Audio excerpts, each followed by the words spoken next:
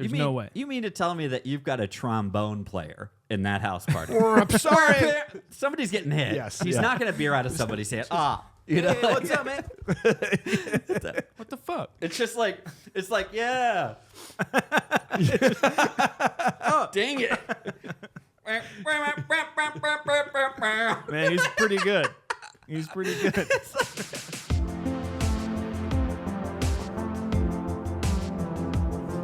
Drive along.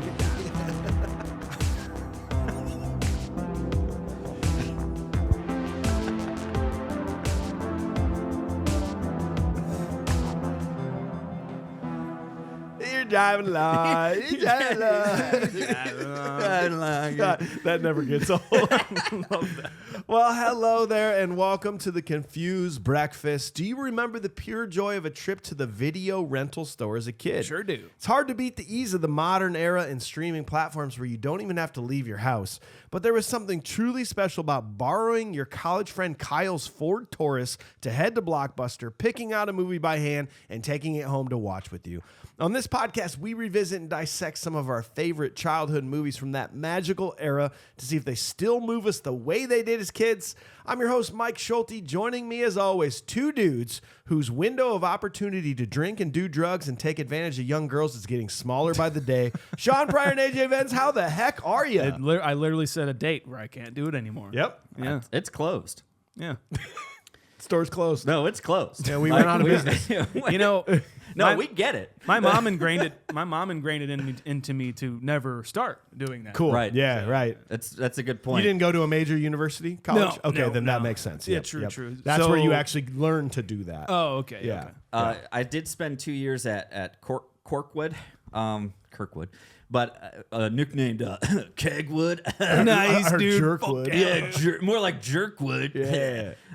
Nice, because that's all people do there is just Jerkwood. Right? I think it was probably pretty darn close, but it was not. So, like, I never had the dorm room experience. You know what I mean? And we will talk about that because today's episode brought to you by HelloFresh and Cedar Ridge Distillery. We are going to discuss one of the highest grossing comedy films of the year it was released, a movie most certainly watched countless times and endlessly quoted in dorm rooms and slumber parties around the country. Our first movie with Tom Green in it. We were, of course, talking about 2000's Road Trip. Well, dang it. Ladies and gentlemen, it's time for another nostalgic journey to the past with The Confused Breakfast. Sit back, relax, and enjoy wherever you are in the world. It's the snare cymbal. Take it away, boys. It's the snare cymbal hit. Will you just add it? There's not. I don't know how. I don't even know where that song came from. What, you can manipulate. Lottie, are you a drummer? Can you Come help on, us out? hit it. Come on. Well, if you are She new can to do the anything. podcast, we will be reviewing Road Trip scene by scene with a modern eye. But in order to do that properly, That's Sean. we must first discuss it with pure nostalgia. I'm going to start. I never start. Wow. I want to talk. I usually go to you guys. I know, right? Will you guys take note of this? Timestamp this. Wow. Listen, this era of movies, probably the age that I was at, I was 18 when this came out. I mean, guys, come on. These movies were made for me. I'm talking American Pie, Euro Trip, Van Wilder, Road Trip. These hit you at the time that they're meant These for were you. meant for me, and I saw them when they came out. Yeah. I loved this movie so much. Obviously rented it, watched it in the dorm rooms. Everyone, this is the DVD era too, so everyone owned it. Everyone bought it and owned it. You definitely owned a copy of this on DVD. This was like a fall asleep at night movie kind of a thing. Just put it on, let it loop, call it good. I'm an 8.7 on this nostalgically. Sean, what about you, man? Well, kind of like you. Back when I was consuming movies like this, like I was watching movies like Tommy Boy and For sure. Black Sheep and like a lot of the Chris Farley stuff. This was sort of in the oeuvre of those films that I needed to see to, you know, be funny with my friends ever. And I never got to it. And so I watched this movie for the first time 3 hours ago this morning. Wow. That is impressive. Wait. Really? I had a shitty week. I had no time to do anything, and I got up at 4, 5 in the morning this morning and did all of this. That's a hell of a way to start the day. I'm going to go ahead and predict it. It didn't go well for Sean. That's a rough time to try to watch this movie. I'm going to be honest with you. I guess we'll see. AJ, what about you on this one? NA for Sean. So non-alcohol for Sean. This for me. That's so true. It's It fucking sucks. See, I can't even. Not even at 5 in the morning. I put off watching this movie because I knew it was just going to be like. I had this. My brand of comedy when I was growing up and like talking about like, oh, let's see, when I would have watched this movie going from middle school going into high school, and I had this very like, oh, I don't like this kind of comedy. This. The sexual comedy, weird, that kind of stuff. Dick joke every Yeah, minute. exactly. It's like I didn't get it, and I felt like it was like high school bullying was like my biggest fear at that time as I'm about to become a freshman. I'm like, everyone's going to beat me up. I didn't want to watch these kinds of movies, and it didn't fit in with my kind of humor, and then I put it off, and I put it off. Finally, in high school, I did end up watching it, and it became one of those movies that I'm glad I watched it at the time that I did because it started to make sense and it was funny to me and I was over the point of like just assuming that everything bad that happens in the movie is going to happen to me. You finally got over that? I was finally past that point in my life. So what happens when we get to a bridge? We're going to have to ramp it, and I don't want to do it. Bullies in quicksand are going to be everywhere. They're going to be when I turn freaking 16. everywhere. If I turn left, it's a bully. If I turn right, it's quicksand. I'm fucked. The girl I love is going to want to record us having sex, and I don't want to do I that. don't know if I'm into that. What if somebody sees my wiener? Guys, I would say that by the time I did finally see this, I did think it was funny, and I watched it like several times after that. It just became kind of like I'm going to watch this movie because I want to see it again and kill it, basically. I'll give this a 7.8. 7.8. We do have an executive producer on the show with us today. His name is Josh Miller. He says, 2000. Seriously, if you were to ask me when this came out, I would have said 2003 or 2004. When I saw you post this movie on Facebook and the comments were saying this was 24 years old now, I was like, no way. I remembered it coming out closer to Euro Trip. It's wild to think this movie is nearly a quarter of a century old. That makes me feel very old. While I didn't remember this came out, I do remember seeing it in the theaters.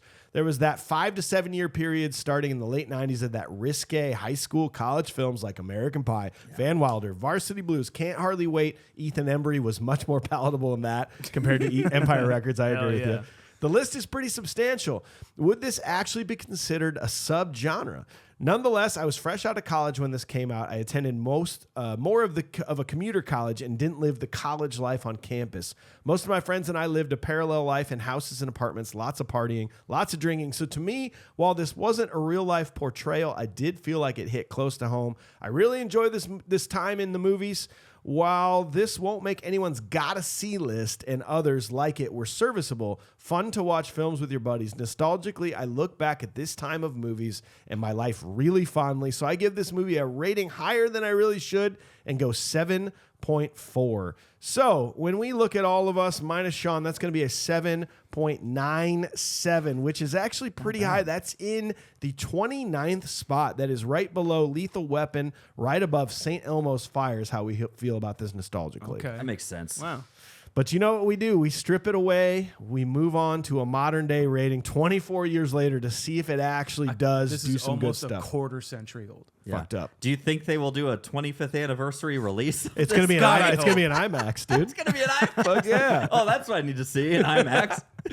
Well, to do that, we got to get started. We got to learn all the important details of the movie. Sean, that's your job. What do you got, man? Produced by Daniel Goldberg, Joe Medjuk, and Ivan Reitman. Written by Todd Phillips and Scott Armstrong. Cinematography by Mark Irwin. He's been on the show before. He's done a lot of work with Cronenberg, like with The Fly. He did the Blob remake, RoboCop 2. He did Dumb and Dumber and Scream. Music by Michael Simpson and directed by Todd Phillips. He's the guy that did Joker. Yes. Mind-blowing. Yeah. Cast: Breckenmeyer, Sean William Scott, Amy Smart, Paolo Costanzo, DJ Qualls, Rachel Blanchard, Anthony Rapp, Fred Ward, Andy Dick, Ethan Suplee, Horatio Sands, Ellen Albertini, Dow, Edmund Lindeck, and Tom Green. Bring it. Filming took place on October 16th, 1999, and concluded on December 27th of that year. Rachel Blanchard was told to dye her hair red for the film, saying that it would take away from Amy Smart, who had blonde hair, blue eyes. Phillips also stated there can only be one hot blonde in the film. That's true. That was a 2000s formula. Okay, Only one so hot blonde. Only one hot blonde. Only one black guy, and only one guy with glasses. The black guy's questionable. You don't always have to have a black guy. Oh, okay. This one didn't have one, did it? Gotcha. Yeah. Well, okay. They just made a joke out of black guys, and when we'll get to Yeah, a collective of Yeah. black guys. Oh, okay, Yeah. yeah. Totally different. Zach Galifianakis auditioned for Barry. Fuck. I would have wanted that. This would have been a 10 for you. Why I not? Well, it guarantee would have it. because I was already knowing Zach Galifianakis at this point. Yeah. You know, like his stand up. And what's crazy to me though is I'm glad it didn't happen because this would have really elevated his career. He would have been which role was he going to play?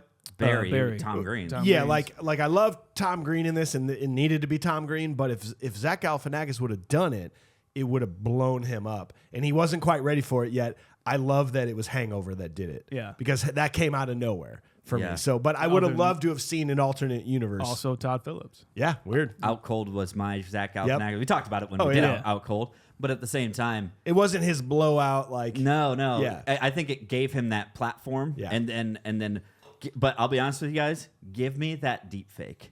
Mm-hmm. Give me that deep fake of Zach Galifianakis as Barry. in Humping a this. mom on the Yes. grass. yeah. We'll get into it, I think, but I think like Zach Galifianakis auditioning for this probably got him the role later on. I would to Sure. work with Todd Phillips, but I really think that it could have been anybody. I think Tom Green to me in this movie seems like he was just Tom Green at the time, so they had him in a movie Yeah. because he doesn't really do any. He's just Tom Green. Let's put him front and center on our movie poster. Yeah, you're right. I feel like it was He's a like a face. kind of he was around in the zeitgeist, so we need to cast him. Well, Tom Green, if you know much about his history, I was a huge Tom Green fan. He was doing the Tom Green show in Right. Canada in like the late 90s, and then in 99, MTV picked it up. And the Tom Green show was huge in Yeah. 1999, if you ever saw that. So you're right. They basically just go, yeah, you be here, we'll write a part for you. Yeah. You're in the movie.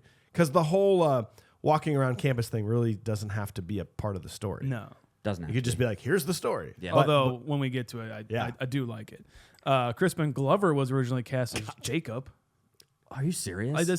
He seems way older for that part. Way too old for that part. Yeah. I would Anthony like to have Rapp's seen part. it. I would. Still I would would have been love. great. Road Trip was released on May 19, 2000, and on a budget of $16 million. The film made $119.8 million at the box office and spawned a spiritual sequel in Euro Trip. Wow. Love that. There you Well, go. thanks, Sean. We got to move on to AJ now. We got to learn about the critics and the fans and what their ratings and reviews are. What do you got? What do you say? What do you say? It's What not do you- funny. It's called a transition. What do you got? What do you got? Usually you say, what do you got, man? What do you got, man? There's the mic. It's early. Well, we're not talking about Tom Green. We're talking about Tom Red with the Tomato Meter. That's your best one, bro. Thanks, man. Joke's on red you guys. tomatoes. It is Tom Green because it is splat 57%. Oh, man. 57 kids of all the movies we've done that is tied with Top Gun, The Cutting Edge, and Mallrats. Per the critics, is how they feel. Per the critics, the mean- audience feel a little bit better at 65%. Yeah. So, Okay. IMDb is going to give us 6.5. And if you know anything about IMDb, anything below a 7 is garbage. Right. And 6.5 is getting us really close to the bottom. That is tied with Last Action Hero, Twister, and Basketball, per the fans. Twister and Basketball. And Last Action Hero. And Last Action Hero. Yep. That's great company. I really feel like that's a great night of movies. I know. Like you and your friend just go down in his basement and You all looked up 6.5s on IMDb, and you all said, "Everybody pick one, and don't say it till you get here." Dude, Yeah. that is a... Did we just did That we is, end okay, a great night? yes, okay. The three of us are going to have a movie night, and each of us have to bring a 6.5 or whatever it is. It has to be between 5.5 and 6. Pick a an movie and bring it. IMDb kamikaze night. That's fucking awesome. Oh yes, Let's go, Discord. I think we're on to something here for top 5 movies. That's top fun. 5 movies between 5 and 6 on IMDb. Oh yes, that's a great one.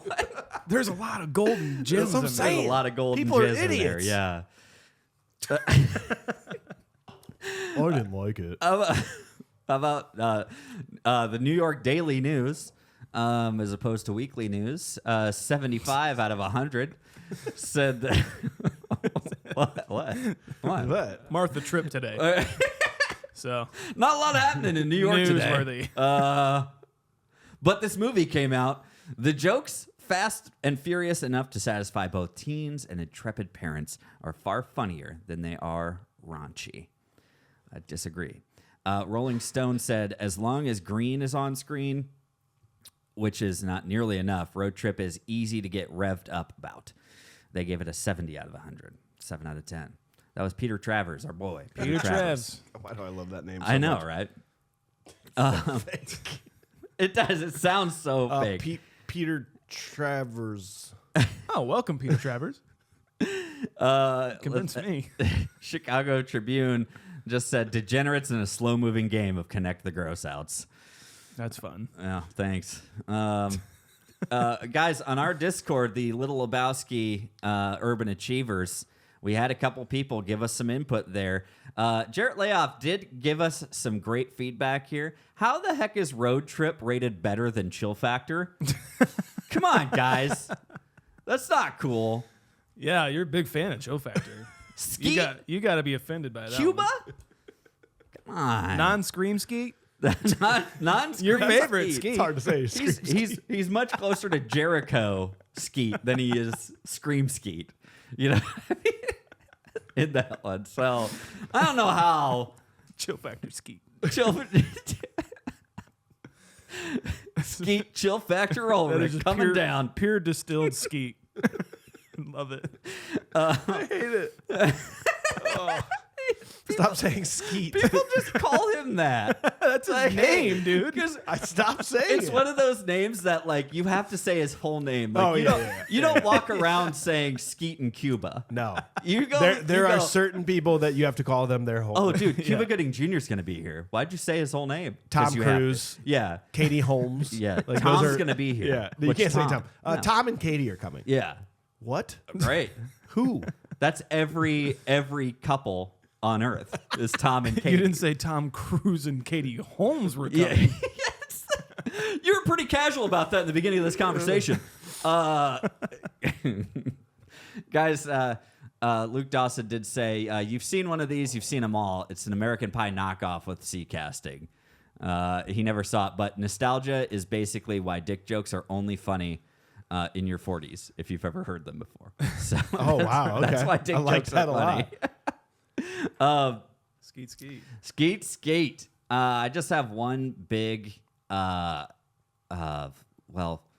this is a viewer rating. Haggicide on December 25th of 2002. On Christmas, he had nothing better to do than rate Road Trip 2 years later. Like maybe not even perhaps watched it. He just Like, felt the need. Maybe he watched it like a week ago. Either- And then on Christmas, he's like, you know what? This is one of two people. Either it's somebody who's like, before I head out to family Christmas, I better rate this movie. Or it's like, my family doesn't even I don't like hanging out with my family, so I'm going to stay in my room and write a review for Road Trip. Not as funny as a root canal, but cheaper. That's what it's called. They're gonna love that. All that build up too is just that. I feel bad for him almost. Warning, spoilers. Wow. Period. You start out with just wow. I just watched this movie for the first time after many friends I formally respected recommended Get it. out of here. Get out of here. I don't respect you anymore because you recommended Road Trip. That's why he's alone on Christmas. Dude, we're going to lose a lot of respected fans because we're watching Road Trip. To be honest, it wasn't all bad. Just the parts that Tom Green had anything at all to do with. Mr. Green is as funny as Will Ferrell doing his taxes while watching Ishtar in a burning orphanage on the Titanic. That is a mouthful. What? At least he's creative, and I would watch that. So Yeah, we've got the burning orphanage on the Titanic. Well, at least it sank to put it out, right? Yeah. Oh, yeah. Jeez. He is to comedy what Stephen Hawking is to comedy. His brand of humor is for those people. Yeah, I know. It's for those people who uses phrase like book learning and found Animal House and Police Academy far too cerebral and uppity. He's really trying on this. Yeah. His success can only be explained by way of speculation that he has made some sort of deal with Satan. Undoubtedly, that Tom Green will be given fame and riches on the condition that he never set foot in hell, as I'm sure even Satan's standards for humor are higher than this. Sorry, was I ranting just then? I feel so cleansed. On the rest of the movie, it's about fucking time. Jesus. On the rest of the movie, predictable, yes, but not without a few laughs. Many of these are provided at the expense of taste, but anyone who watches this movie should be expecting that based on the familiar teen movie cast. Check your standards at the door. Don't get me wrong, I don't consider this movie to be a waste of time. It gave me a chance to work on my Tom Green efficacy. I just want to thank you for bringing that to the world, man. I want to thank you for getting that into the world. No one's ever written that much about Road Trip. No. Or Tom Green. No. I just wanted to bring it out. It's the only one that I wanted to do. And I feel like it started strong, and then he could have just left all that Tom Green at the door with his standards. Yeah. So, Yeah. because now all of us are now dumber for having listened. So you're welcome, guys. Thanks, man. I think that's a perfect start to Road Trip. Well, thanks, AJ. My friends, I was in college when this movie came out. I spent a lot of money on eating unhealthy foods. If only our sponsor HelloFresh, America's #1 meal kit, would have been around back then. It would have saved me some money, made me eat healthier food, and maybe I would have actually been able to impress that girl from my philosophy class. Nice. I've been receiving a HelloFresh box every single week for the month of January, and it's been pivotal in helping me save money by delivering boxes packed with pre-portioned farm-fresh ingredients right to my doorstep so I don't have to spend ungodly amounts of money on delivery, takeout, or eating in restaurants every day. On top of that, they save me time by allowing me to stop making all those trips to the grocery store that I don't have any time for, and it means less hassle and less wasted food. I've never felt more confident about asking you great listeners to join me on something.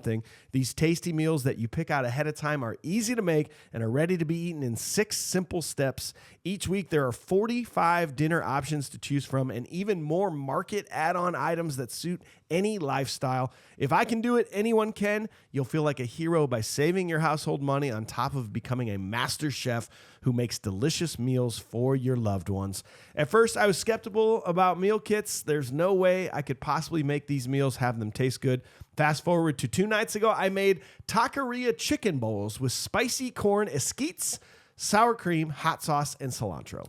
Skeet Ulrich? With a side Skeets. Ulrich, huh? Side of a... Spicy corn esquites. They say breakfast is the most important meal of the day, and HelloFresh agrees. In fact, new thing for all of our listeners today, they're giving our subscribers free breakfast for life.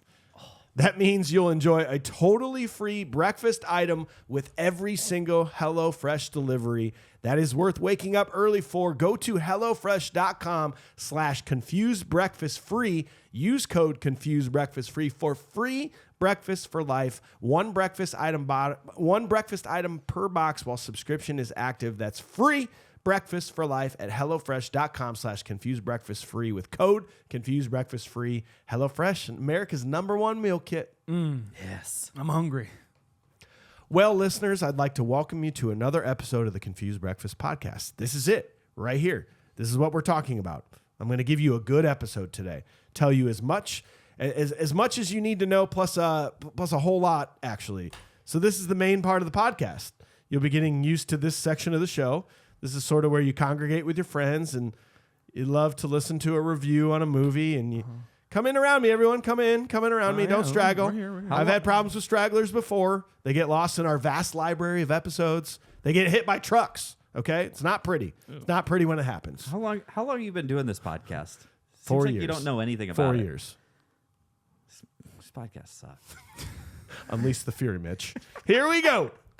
So scene 1, a college student, Barry, gives a tour of Ithaca College to prospective students and their families and begins to tell a story about his friend Josh Parker and his girlfriend Tiffany Henderson, who are trying a long-distance relationship. Josh has become insecure when Tiffany won't answer his phone call, so he records a videotape for her and asked his friend Ruben to mail it in the morning. Josh's ancient philosophy professor tells him he needs a B+ on his midterm to pass the class. Josh's best friend EL convinces Josh to go after Beth, who's in love with him, much to the chagrin of his ancient philosophy TA Jacob. After EL's party that night, Josh and Beth escape to his room and record themselves having sex on his camcorder. Fuck yeah, dude. This movie's produced by DreamWorks. Wow. Does that surprise you? Yeah. Really though? Yes. What is DreamWorks? Basically, DreamWorks, just putting out the most popular movies it can. Mostly kind of thing? known for like Spielberg stuff and like Wonderment movies like that. Big, like almost PG movies. This one flew under the radar with A little them. bit, yeah. Yeah. I think they just gave this movie money and were like, we could see some return on this, perhaps. Fuck it, let's try. And they did. I It think worked. I'm pretty sure that the 25th anniversary box set is going to be produced by OnlyFans because this is the start of it. Pretty much, right? Yeah, that's basically it. So do you guys like? I just like all the people that Barry is interacting with. You like the tour that he's given? I love the tour that he's given. So you don't feel, because on rewatch I was kind of like, this really doesn't. None of this has to be part of the movie. But you're saying I very much enjoy this. I mean, if I was a part of this tour, I'd be in the same feelings and boat, I guess. At first, you would hate him at first, and then Yeah. you'd sign up to go to school there. Yeah. Guaranteed. Yeah. Oh, guaranteed. I mean, if Josh can do it, maybe I can do it. Do you think? Let's just throw this out there. I've never been a person that gives tours of a university, but let's pretend it's commission based. Let's pretend that he gets paid based on how many people actually leave him a good review and actually sign up to go to school there and apply. Yeah. Maybe Tom Green made up this whole story. Yeah. Maybe this is just his sick, weird, made up story that he concocted so that he can always he's got a high conversion rate on people and getting them involved and wanting to sign up for school. So these people actually don't exist except in his brain. Yeah, he doesn't have any friends. He's 40 years old. Yeah. He's uncool Van Wilder. Yes. Is basically who Barry is, right? Uncool Van Wilder. yeah. Unattractive, uncool Van Wilder. Yeah. Very creepy. Yeah. Van Wilder's not giving tours. He's throwing parties. Right? Yeah, and Van Wilder's very elegant, and he can get Right. people on board with his talking. Right. Tom Green's just like, what? He's like, I still go here, apparently. That's it. Just not leaving school. Just Yeah. have a job here now. He's been there for 8 years, is what so he said. sad.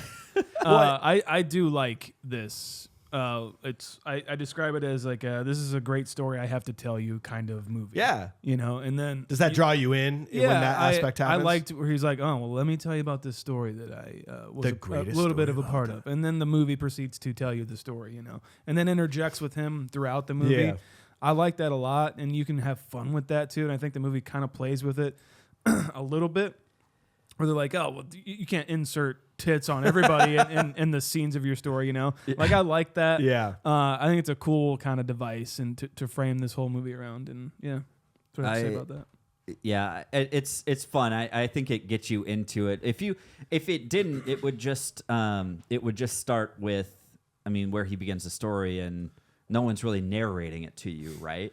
True. So, and then there's the question of you have Tom Green's character as a narrator. Is this actually happened? That's has this actually happened? This is what makes me think that this script did not have this kind of device when it was first written. Yeah. And then Tom Green was a thing, and they're like, okay, well, we have Tom Green. Let's throw him in here somehow, and they wrote this kind of thing. Is Tom Green, he was basically like the going into 2000s version of a Pauly Shore. Yeah. Yeah, that's he's basically the next what he version was. of Pauly Shore. Pauly maybe. Shore got some of his fame from MTV, and then he kind of grew off of that, and they were like, let's get him in movies and like use him as a device on these movies. And Tom Green happened, and to get people in the butts in the seats, kind of a thing. Yeah, it's like he only had like 1 or 2 movies that he was actually ever a focal point or like a main character on, but they still like this. They put him on the front of the cover of the movie and the poster. He's the main character.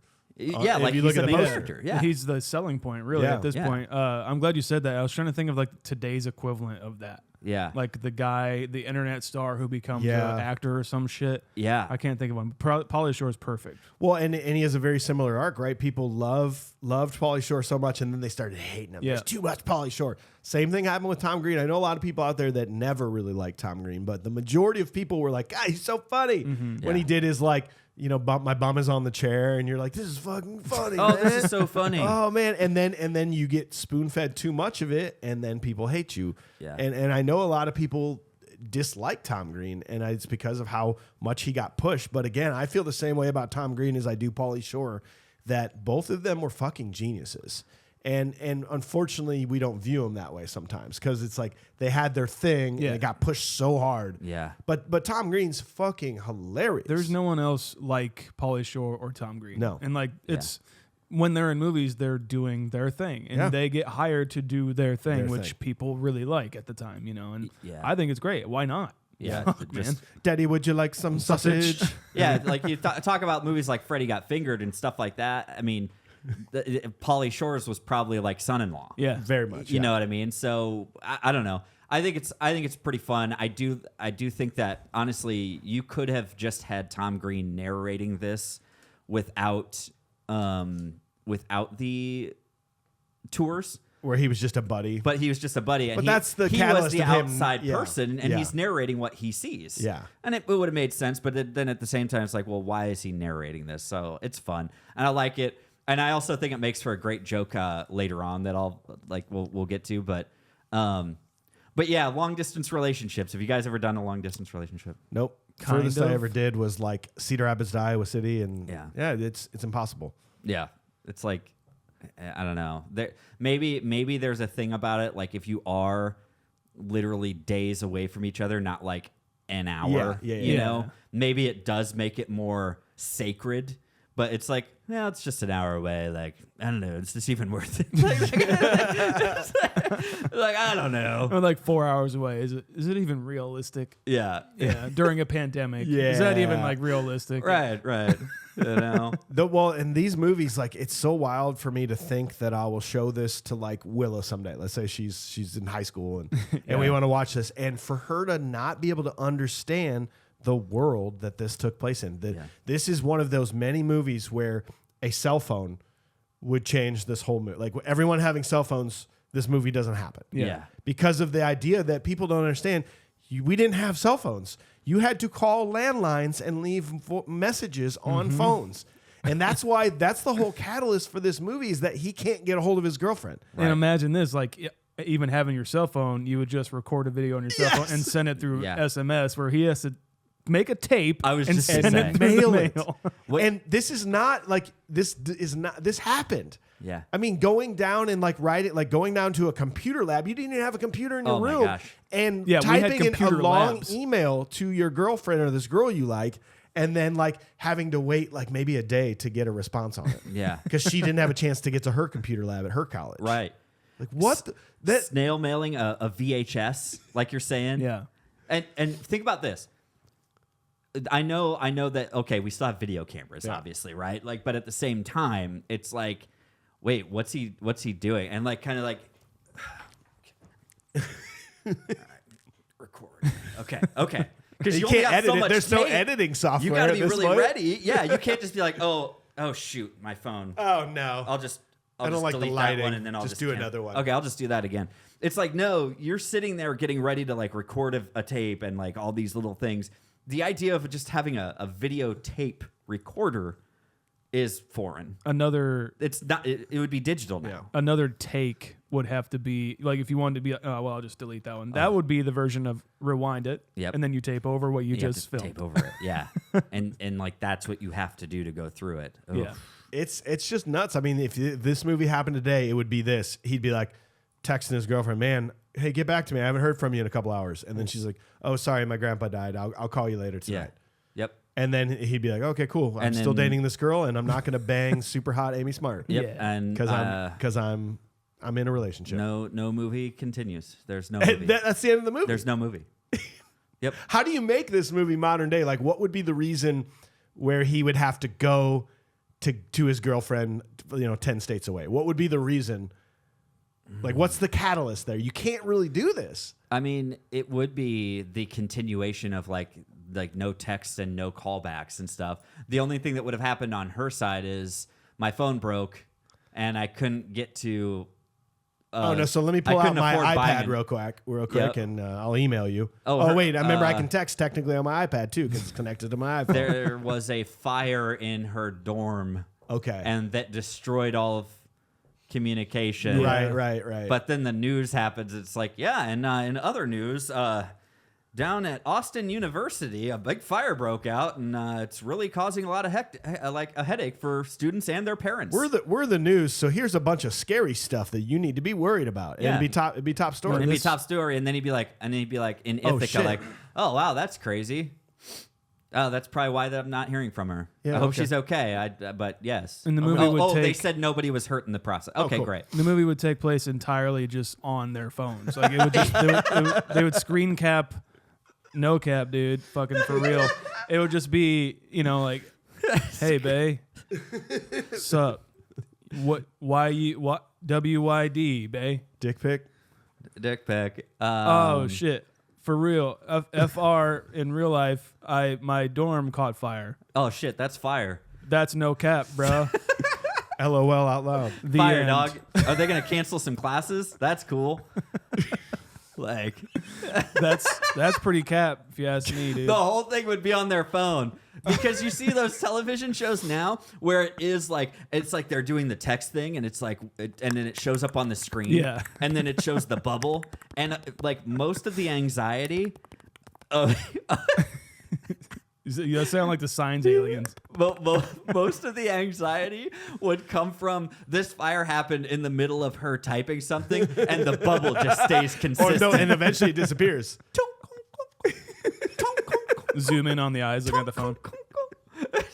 But okay, I don't want to be that guy because this is not how I feel. But you can understand why there's a nostalgia for the 80s, 90s, early 2000s. It's because of moments like this where like the spontaneity of being like, fuck, We're going on a trip. we got to go on a trip. We don't even know how to get there. And like, we got to read this map. And I don't know. Yeah. Yeah. Like there is some beautiful nostalgia to the what you had to go through back then, Dude. to go on a road trip. Yeah. If it would have Or been to save a relationship. if it could have been 2 years later, or just say 1 year later, and they did have to go to a computer lab, they could have the best they could have done is map quested MapQuest. the directions. Yeah, which is still a map. It's not telling you where to go. Oh yeah, you know? we map quested to get to a concert in Milwaukee once, and the last direction was turn right on 7th Street. We turned right on 7th Street. It was a dead end at the river in a very questionable neighborhood.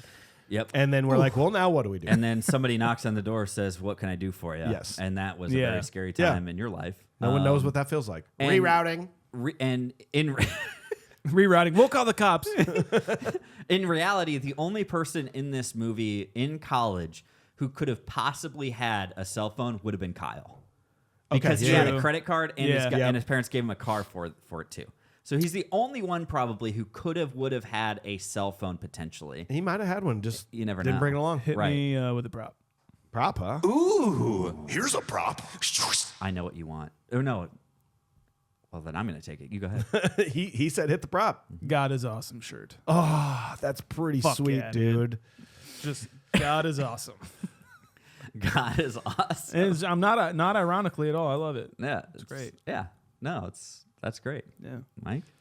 So actually, you go first. Then I want to start us on a different path here. I was almost positive Sean was going to take this, so I'm going to take it now. But it's Andy Dick's character's bolo tie. It's an arrowhead with a scorpion in it. It's pretty tight. It's like, oh, he's gonna take that. I was like, I'm gonna take it now. Actually, no. I'm gonna save what I wanted to go into until the next scene. But I want the piece of French toast that was in Horatio Sands' butthole. Are you gonna put it in a shadow box? then? Fuck yes, dude. It looks tasty. It does. We'll get to that later. no. Anthony obviously. Rapp as like the kind of bully, I guess, or like the antagonist-ish of the yeah. movie is weird to see. Isn't it sad that this is Jacob. his second movie that he's been in that we've done? Yeah. Yeah. And he just plays the worst character in every movie. Like, it's a bit of a typecast, but like, I hate him in Dazed and Confused. I mean, And I hate him in this. And that's a testament to his acting, right? Yeah. Or is it just he just got one of those faces? he's the intellectual. Okay. No, I'm not pushing it. No, Yeah. he's the No? intellectual, like, Abe Lincoln's beard guy. And, How come and girls Dazed, don't like me? Dazed and Confused, yeah. And in this, he's, I love his line where I saw you hitting on Beth. Not a good idea. not a good idea. It's like, that's a hell of a what? way to say it, to get like another male to back off your Yeah. potential suiter. Yeah. Oh, not a good idea. It's Not a like good I idea. can't take you seriously or tough in that shirt with that jacket. I can't. I'm that sorry. face. And that face, those glasses, that hair. It makes sense. You ended up in a cult. I honestly, I do think it would be a lot like really fun that Tony from Dazed and Confused would have become Jacob. God damn, that just would have a- been sweet. It's just like 10 years too long, you know? Yeah. But if it was like Dazed and Confused was the 80s, he totally could have been. If Yeah. it was 89, he would be Jacob. the same, like the fan theory of that together. Yeah. Sabrina really fucked him up. Yeah. Oh, yeah. Yeah, that was never going to work out. We No. all know that. No way. Are we two auctioning off women yet? I mean, yeah, we're at the party. Let's do this. Auctioning off girls. And you had mentioned, like, I don't know if I'm going to show Willow this movie. I suggest probably not. Like, I mean, I said when she's older. maybe now is better, to be honest, so she forgets It's about more it. to be like, hey, babe, look how weird we were back then. Yeah. Oh. Look, No cap. You were. no cap, dog. Look, No cap. Look how mad we disrespected women back then. Yeah. Like, this is pretty crazy. I mean, it is funny, but it is just like, oh, But I can tell you, I've never, ever... There's two things that I've never experienced. I was in college for 5 years. And, A lot of people go and to I went to a college lot for 5 I went years. to a lot of parties. Never once, and we see this trope in movies so often, this sort of organized yeah. thing of whether it's an auction or Teen Wolf where they're doing like this pick from a hat. And you're like- I never once saw anyone be able to organize some fun games at a party. And two, never once have I ever seen a live band playing in a house party. Especially a Yeah, ska true. band. You don't have room for that. Never. No PAs, obviously. There's never PAs. No in one's movies. having a conversation while that's happening. No. There's You mean, no way. You mean to tell me that you've got a trombone player in that house party? I'm sorry. Somebody's getting hit. Yes, He's yeah. not going to bear out of somebody's hand. You know, Hey, what's up, man? What the fuck? It's just like, yeah. Oh, dang it. Man, he's pretty good. He's pretty good. It's not happening. And, but I had to ask also, were dorms like this though too? Not to stray away from the party, but I want to come back to it. But were dorms really like this too? Like, yeah, I think so. Like, the dorm I stayed in was only a 2-person dorm, but there was another dorm on campus that was very much a multiple people all in one big room kind of a thing. And from my experience, the act of everyone just always being in your room was completely...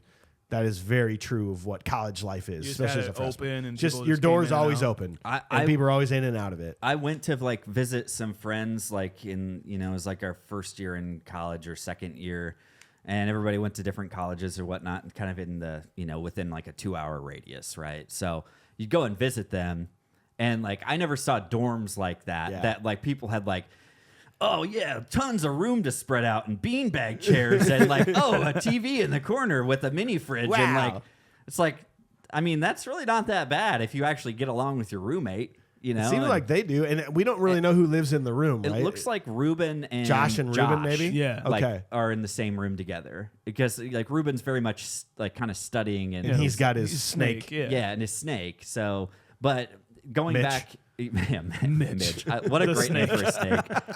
I want to have a collar that says Mitch. Going back to like EL's party at his house, it's like I went to some a frat party, like at a couple of these, like in different colleges. And you're right. How do you put this stuff together? And how do you get women agree to be raffled off? Yeah. It's just part of the Auctioned just off. part of the thought process. I think it's what we think colleges are like. I think a lot of this audience might have been technically for high schoolers, right? Like Sure. maybe Oh, yeah. you think this is what college is going to be like. I think anywhere from about 15, 16 years old to like 22 years old was probably the audience of this. 100%. Yeah. And then right next to that, and including, it just said Mike Schulte. Mike audience Schulte's for going to this love movie. this. Yeah. He's going to love this shit. You know who I did love? I still am to this day, and I still feel like he falls in the category a little bit of Pauly Shore and Tom Green, but Sean William Scott, I still love him so much and I love this American Pie, Dude, Where's My Car? American Pie 2, Road Trip. He's the guy. But Final Destination. Yes. Come on. I mean, he had, that was all in a 2-year span. All of those movies where he was on a rocket ship. And he's the same guy, his confident nature, his strut, his kind of like, His little smirk with his That eyes. shit-eating smirk. Yeah. Yeah. Like it's Stiffler. it's Stiffler. But it's like different versions of Stiffler. Yeah. And because honestly, it is Stiffler who was in high school, just went to college. It's exactly and what that's it was. and that's exactly what would have happened. He would have still been cool and probably like, at this point in his college career. It's a lot of fun. And I actually, for some reason, I think it's because he's not as much of like an actual jerk. He actually has some like nice redeeming qualities Yeah, in this for the movie most part. that I really do like his character in this movie. And he is very free-spirited and like, he literally says, the years of our youth are slipping away. Before you know, like- we're gonna turn 40. I'm like, Yeah. you all look like you're 40. and then we're gonna be like role models. It's like, so, but I do really like him in this. I think he's a great driving force for like all the characters. He's a very big push. He for is. a lot of these characters, including Kyle, who we'll meet soon. Yeah. but he's a great push for them, and especially just like live your life. I gotta say though, Josh he hasn't heard from Tiffany in 4 days. What is it? 3 days? 3-4 days. And he's just like, yeah, you're right. She's fuck it. Like, this is after college, 3 man. years or something. This is college. Like your one friend can literally push you over the edge on anything. Like, dude, just for reference, my best bud Dillavu, who's listening to this, like we lived in a house with him, and he had to wake up. Dillavu? Dillavu. His last Dillavu. name's Dillavu. Okay. We were doing what we call we were waging war on pain. Okay. Which means just sit on the couch all day long and ingest whatever you need to ingest and drink whatever you need to drink and just have fun and just kill the pain of the world off, And he came down the steps with a bag. He's like, I got to go home for Easter weekend to see or Thanksgiving. And we're like, skip it. He's like, guys, I got to go. It's family. We're like, skip it. He goes, all right. Nah. You just, all you need is one little nudge from a friend But that was in why, this era. like, he should have snuck out the window. He knew if he passed you guys that he wasn't gonna fucking Yes. go to his family. And He should have dude, known. Josh should not be going to this party. He knows that what's Amy Spart's character? Sorry, Claire, Beth. He knows Beth is going to be there. He I knows think they're it's- going to be drinking. Yeah. But he knows that if he goes there, what he wants is going to happen. Yeah. And Yeah. so it's just that young mind mentality. I mean, you don't. What did I hear the other day? Your brain does not fully mature till like 25. Like that's the truth. yeah. That's the truth in college. Oh, You do some fuck. dumb shit. If you can't And make make it some past, dumb decisions. It's like freshman year. It's only going to take like one time of you being like, nah, dude, skip it. And they'd be like, yeah, I will. And then like sophomore, it's going to be like 2 times. Like, no, dude, skip it. Skip it. All right, fine. And then like as you get older, it's going to be like 3 times. If you junior year, you're going to be like, no, a 3rd time you're going to be like, dude, we're hanging out here. You need to skip going to Easter. And then you'll be like, all right, fine, I will, but I might still try to make it down. Yeah. Senior year is when you finally make it past the rule of 3, and if you can make it past the rule of 3, you're like, no, I gotta go. I gotta get out of here. You can make I'll it see you anywhere. tomorrow. And Because you also have Yeah. the Iowa goodbye to contend with. exactly, Because you're never getting out of that room. the Iowish. Yeah. Yep. I'd like to what he does like buy her or like successfully like, purchases her. Yeah. And Which is what you do. yeah. As you do in college. They buy women. they get together and they're dancing and they like high five. You're like, yeah, I'm worth $26 and 30 to others. Yeah. Fuck, man. Like, what did he says that? Like he's talking about that the very first girl that comes up and he's like, "Can I hear $5?" He's like $3.50. He's like, Jesus, man. She's not a piece of meat or something. Like I don't know what he says, but it's very funny. It's like, God, come on. It is funny too. When, when he's like 30, I said 30. He's like, I know. No, nothing else. You Really? clearly heard. I said 30. He goes, yeah. Right here, 30. It's like nobody else. $30. Like Only- the $26 sold to my man Josh. Only Sean William Scott can pull that kind of vibe off. I don't know why. I know. Like I just I'm glad that that's the way it goes down, and I love their interaction. Him and Jacob's pretty much only interaction in the movie is like, you heard me say 30. It's like, I didn't hear anything. It's like, either way, it wouldn't have been You're a TA. You're TA. Students only. It's like, it's like, yeah. You gotta have your friend group has to include an EL in it. It's that I agree. that tough guy, sort of cocky guy. Yeah. You have to have one of them. I agree with you. Well, and before we move on, let's talk about Amy Smart. I mean, I don't know about you guys, but I was in love with Amy Smart for all the. Yeah. This was her era, and all the stuff she did in the probably about 5-6 years there, like Butterfly Effect. Yes. Yeah. Just Friends. This. I mean, and she did have some reservations. I don't know if you read that about showing her breasts in the film. Okay. And Todd Phillips, which makes me, because Todd Phillips always plays the creepy guy in movies. Yeah. So Well, his I- own movies. Yeah, so I always feel like he is creepy. So the fact that he like tried to convince her to do it feels creepy to me. But he actually brought up Phoebe Cates in Fast Times at Ridgemont High and But- said that was he said, remember Phoebe Cates? That's my favorite nude scene of all time. And she goes, oh, okay. The way, that doesn't seem very convincing. No, It's like, it's my favorite nude scene. How does Phoebe Cates we feel discussed that as in there, be like, what we say with that whole situation with Ridgemont High was she didn't want to do it either, Phoebe Cates. And No. it's like, or she didn't want to do There it was a because- lady 'cause- looking down. And the crew, she's like, if this goes well, there's going to be like 80 million people Yes. seeing your tits. So that might have been like what he said, but it didn't seem like that with what I read too. came out creepily. It's like, hey, one of my favorite scenes in movie history is the Phoebe Cates scene in Ridgemont High. If we see your boobs, like- maybe yours will be my Just so favorite. you know, I want this to be my favorite movie. I want this to be my new favorite scene. Yeah. In my movie. So, But I buy Breckenmeyer and Amy Smart in this for some reason. They're pretty Like, good. I I feel like like it. their chemistry is pretty awesome, and this scene is like very, very yeah. sexy. I'm Just so like, into Amy Smart. I mean, I it's think just- she's incredibly sexy in this movie. Yeah. Like she is incredibly just like gorgeous and like How does she very not have much, a boyfriend already? Why is she going after Josh? Yeah, like very much like that college crush, but a kind of college, dream kind of scenario girl or whatever. And you're like, that is attainable but not attainable. I don't know. Girl You know Next what I mean? Door Yeah, is exactly the vibe that she we gives have off. to give her credit with the Crank movies too. She's awesome. Oh, yeah. in those. Yeah. She's That's great. right. in those. It's crazy too. She's like, I want to try something new. It's like, damn. You're at college. You were just bought and paid for. Yeah. Now you're gonna have sex with someone for the first time on camera for the first time. where his friends are definitely going to watch this. Like Yeah. college is all about bad decisions, but you're supposed to sparse them out. Yeah. Like Not all in you're one making night. you're making like 5 of them right now. Yeah. Go ahead. all right. I think that. Oh, by the way, I looked it up. Just to put everyone's some peace of mind here. $26 back then. It's actually like $45. Okay. So For it's a not college bad. kid, that's not bad. a big. It's pretty good. Dude, we're talking about the era where like So- it's like $1.50 Red Bull vodkas.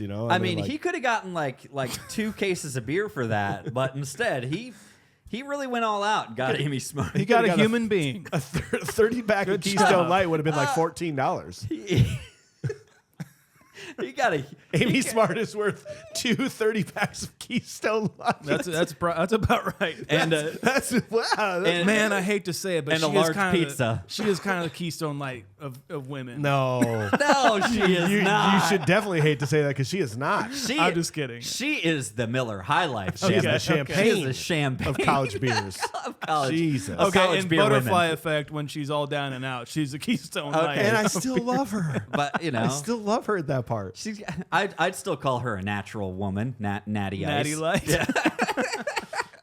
Well, speaking of alcohol, kids, we got to talk about our sponsor, Cedar Ridge Whiskey. I don't know if I told you this, but my wife, beautiful Molly, bought me an advent calendar of whiskey in December. Oh, yeah. Where it's this big box shows up and there's like 2 ounces of a different whiskey for 25 days. Hell yeah. You drink one, you read about it, you like make little notes on a thing. You maybe I want to buy this again. I'm not going to lie to you. There was some delicious whiskey that came through here from all around the world. But I didn't buy a bottle of any of them because in our backyard is Cedar Ridge Whiskey in Swisher, Iowa. They make the best whiskey I've ever had in my life, and I will continue to call them the best. They're winning awards all over the place.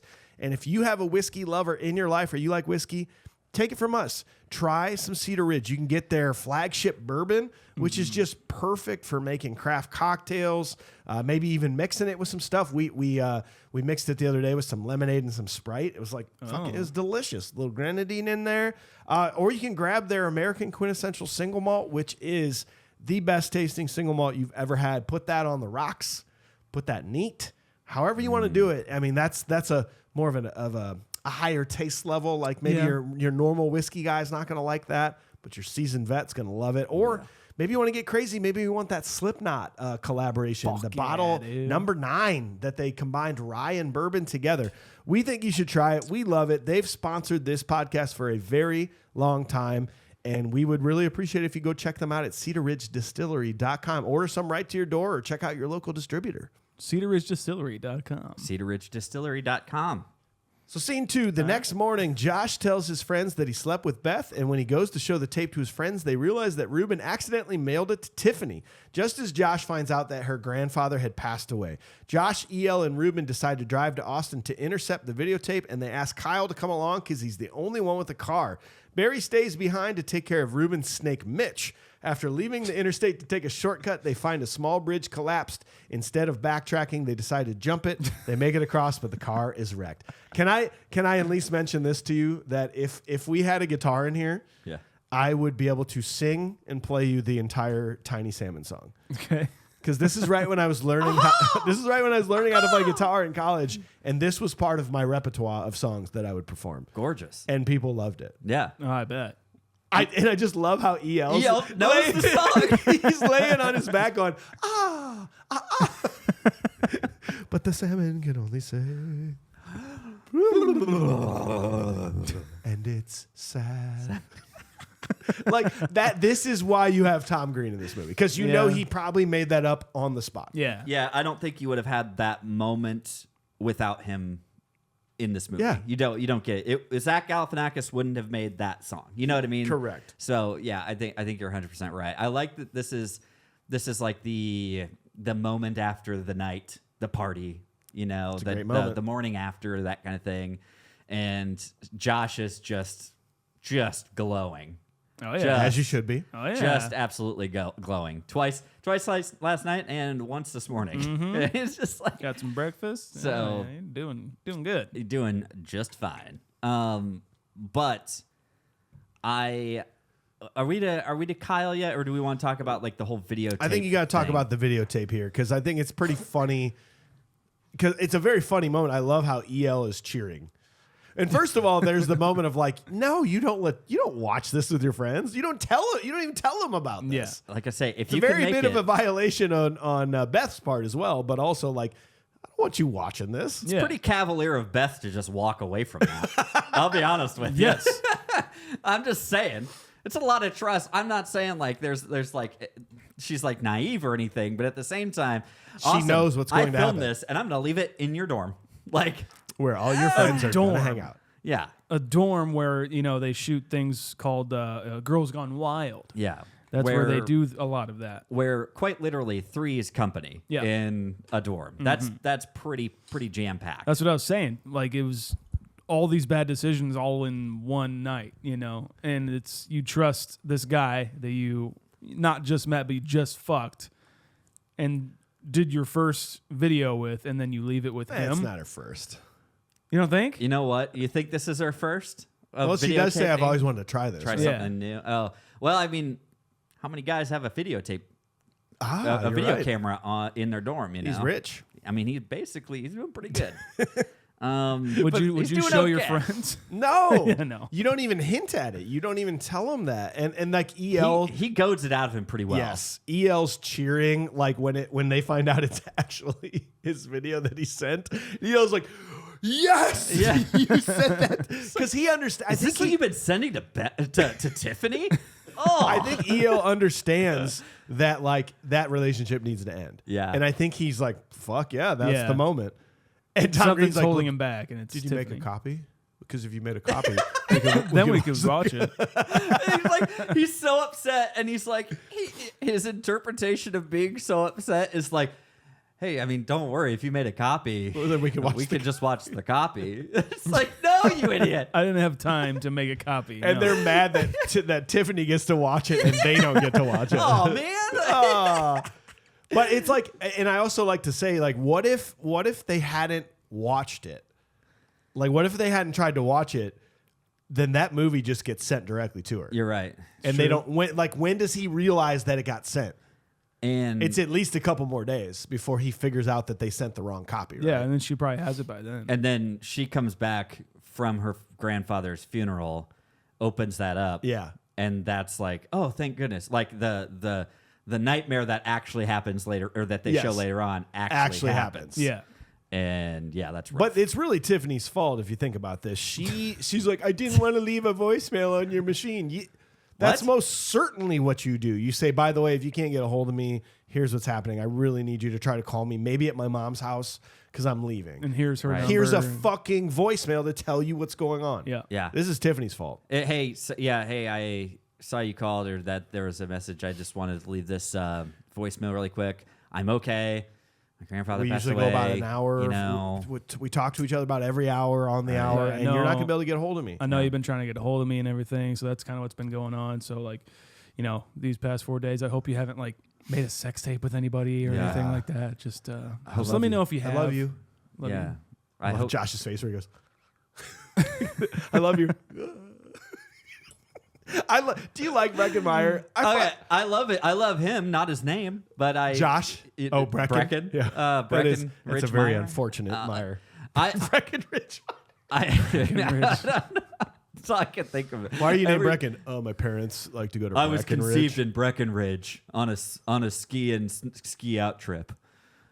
Never mind. Breckenmeyer sounds like- like they make like Christmas cartoons, like the Breckenmeyer. It sounds Breck like one and name. Meyer. Yeah. Breck and Oh Meyer. yeah, it sounds like one. It sounds like his full name, his full first name is just Breckenmeyer. Steve Breckenmeyer. Yeah, Oppenheimer. He's an important guy. I don't know what it is though. I really like Breckenmeyer for some reason do in too. these type of roles. Like I think it suits him really well. He plays a very great everyman. Yeah. Is that? I think that's you've used that term before, Sean. Like Relatable. very relatable, very much like he is the grounding for this movie. Like and to do that as the main character, I think is pretty well done.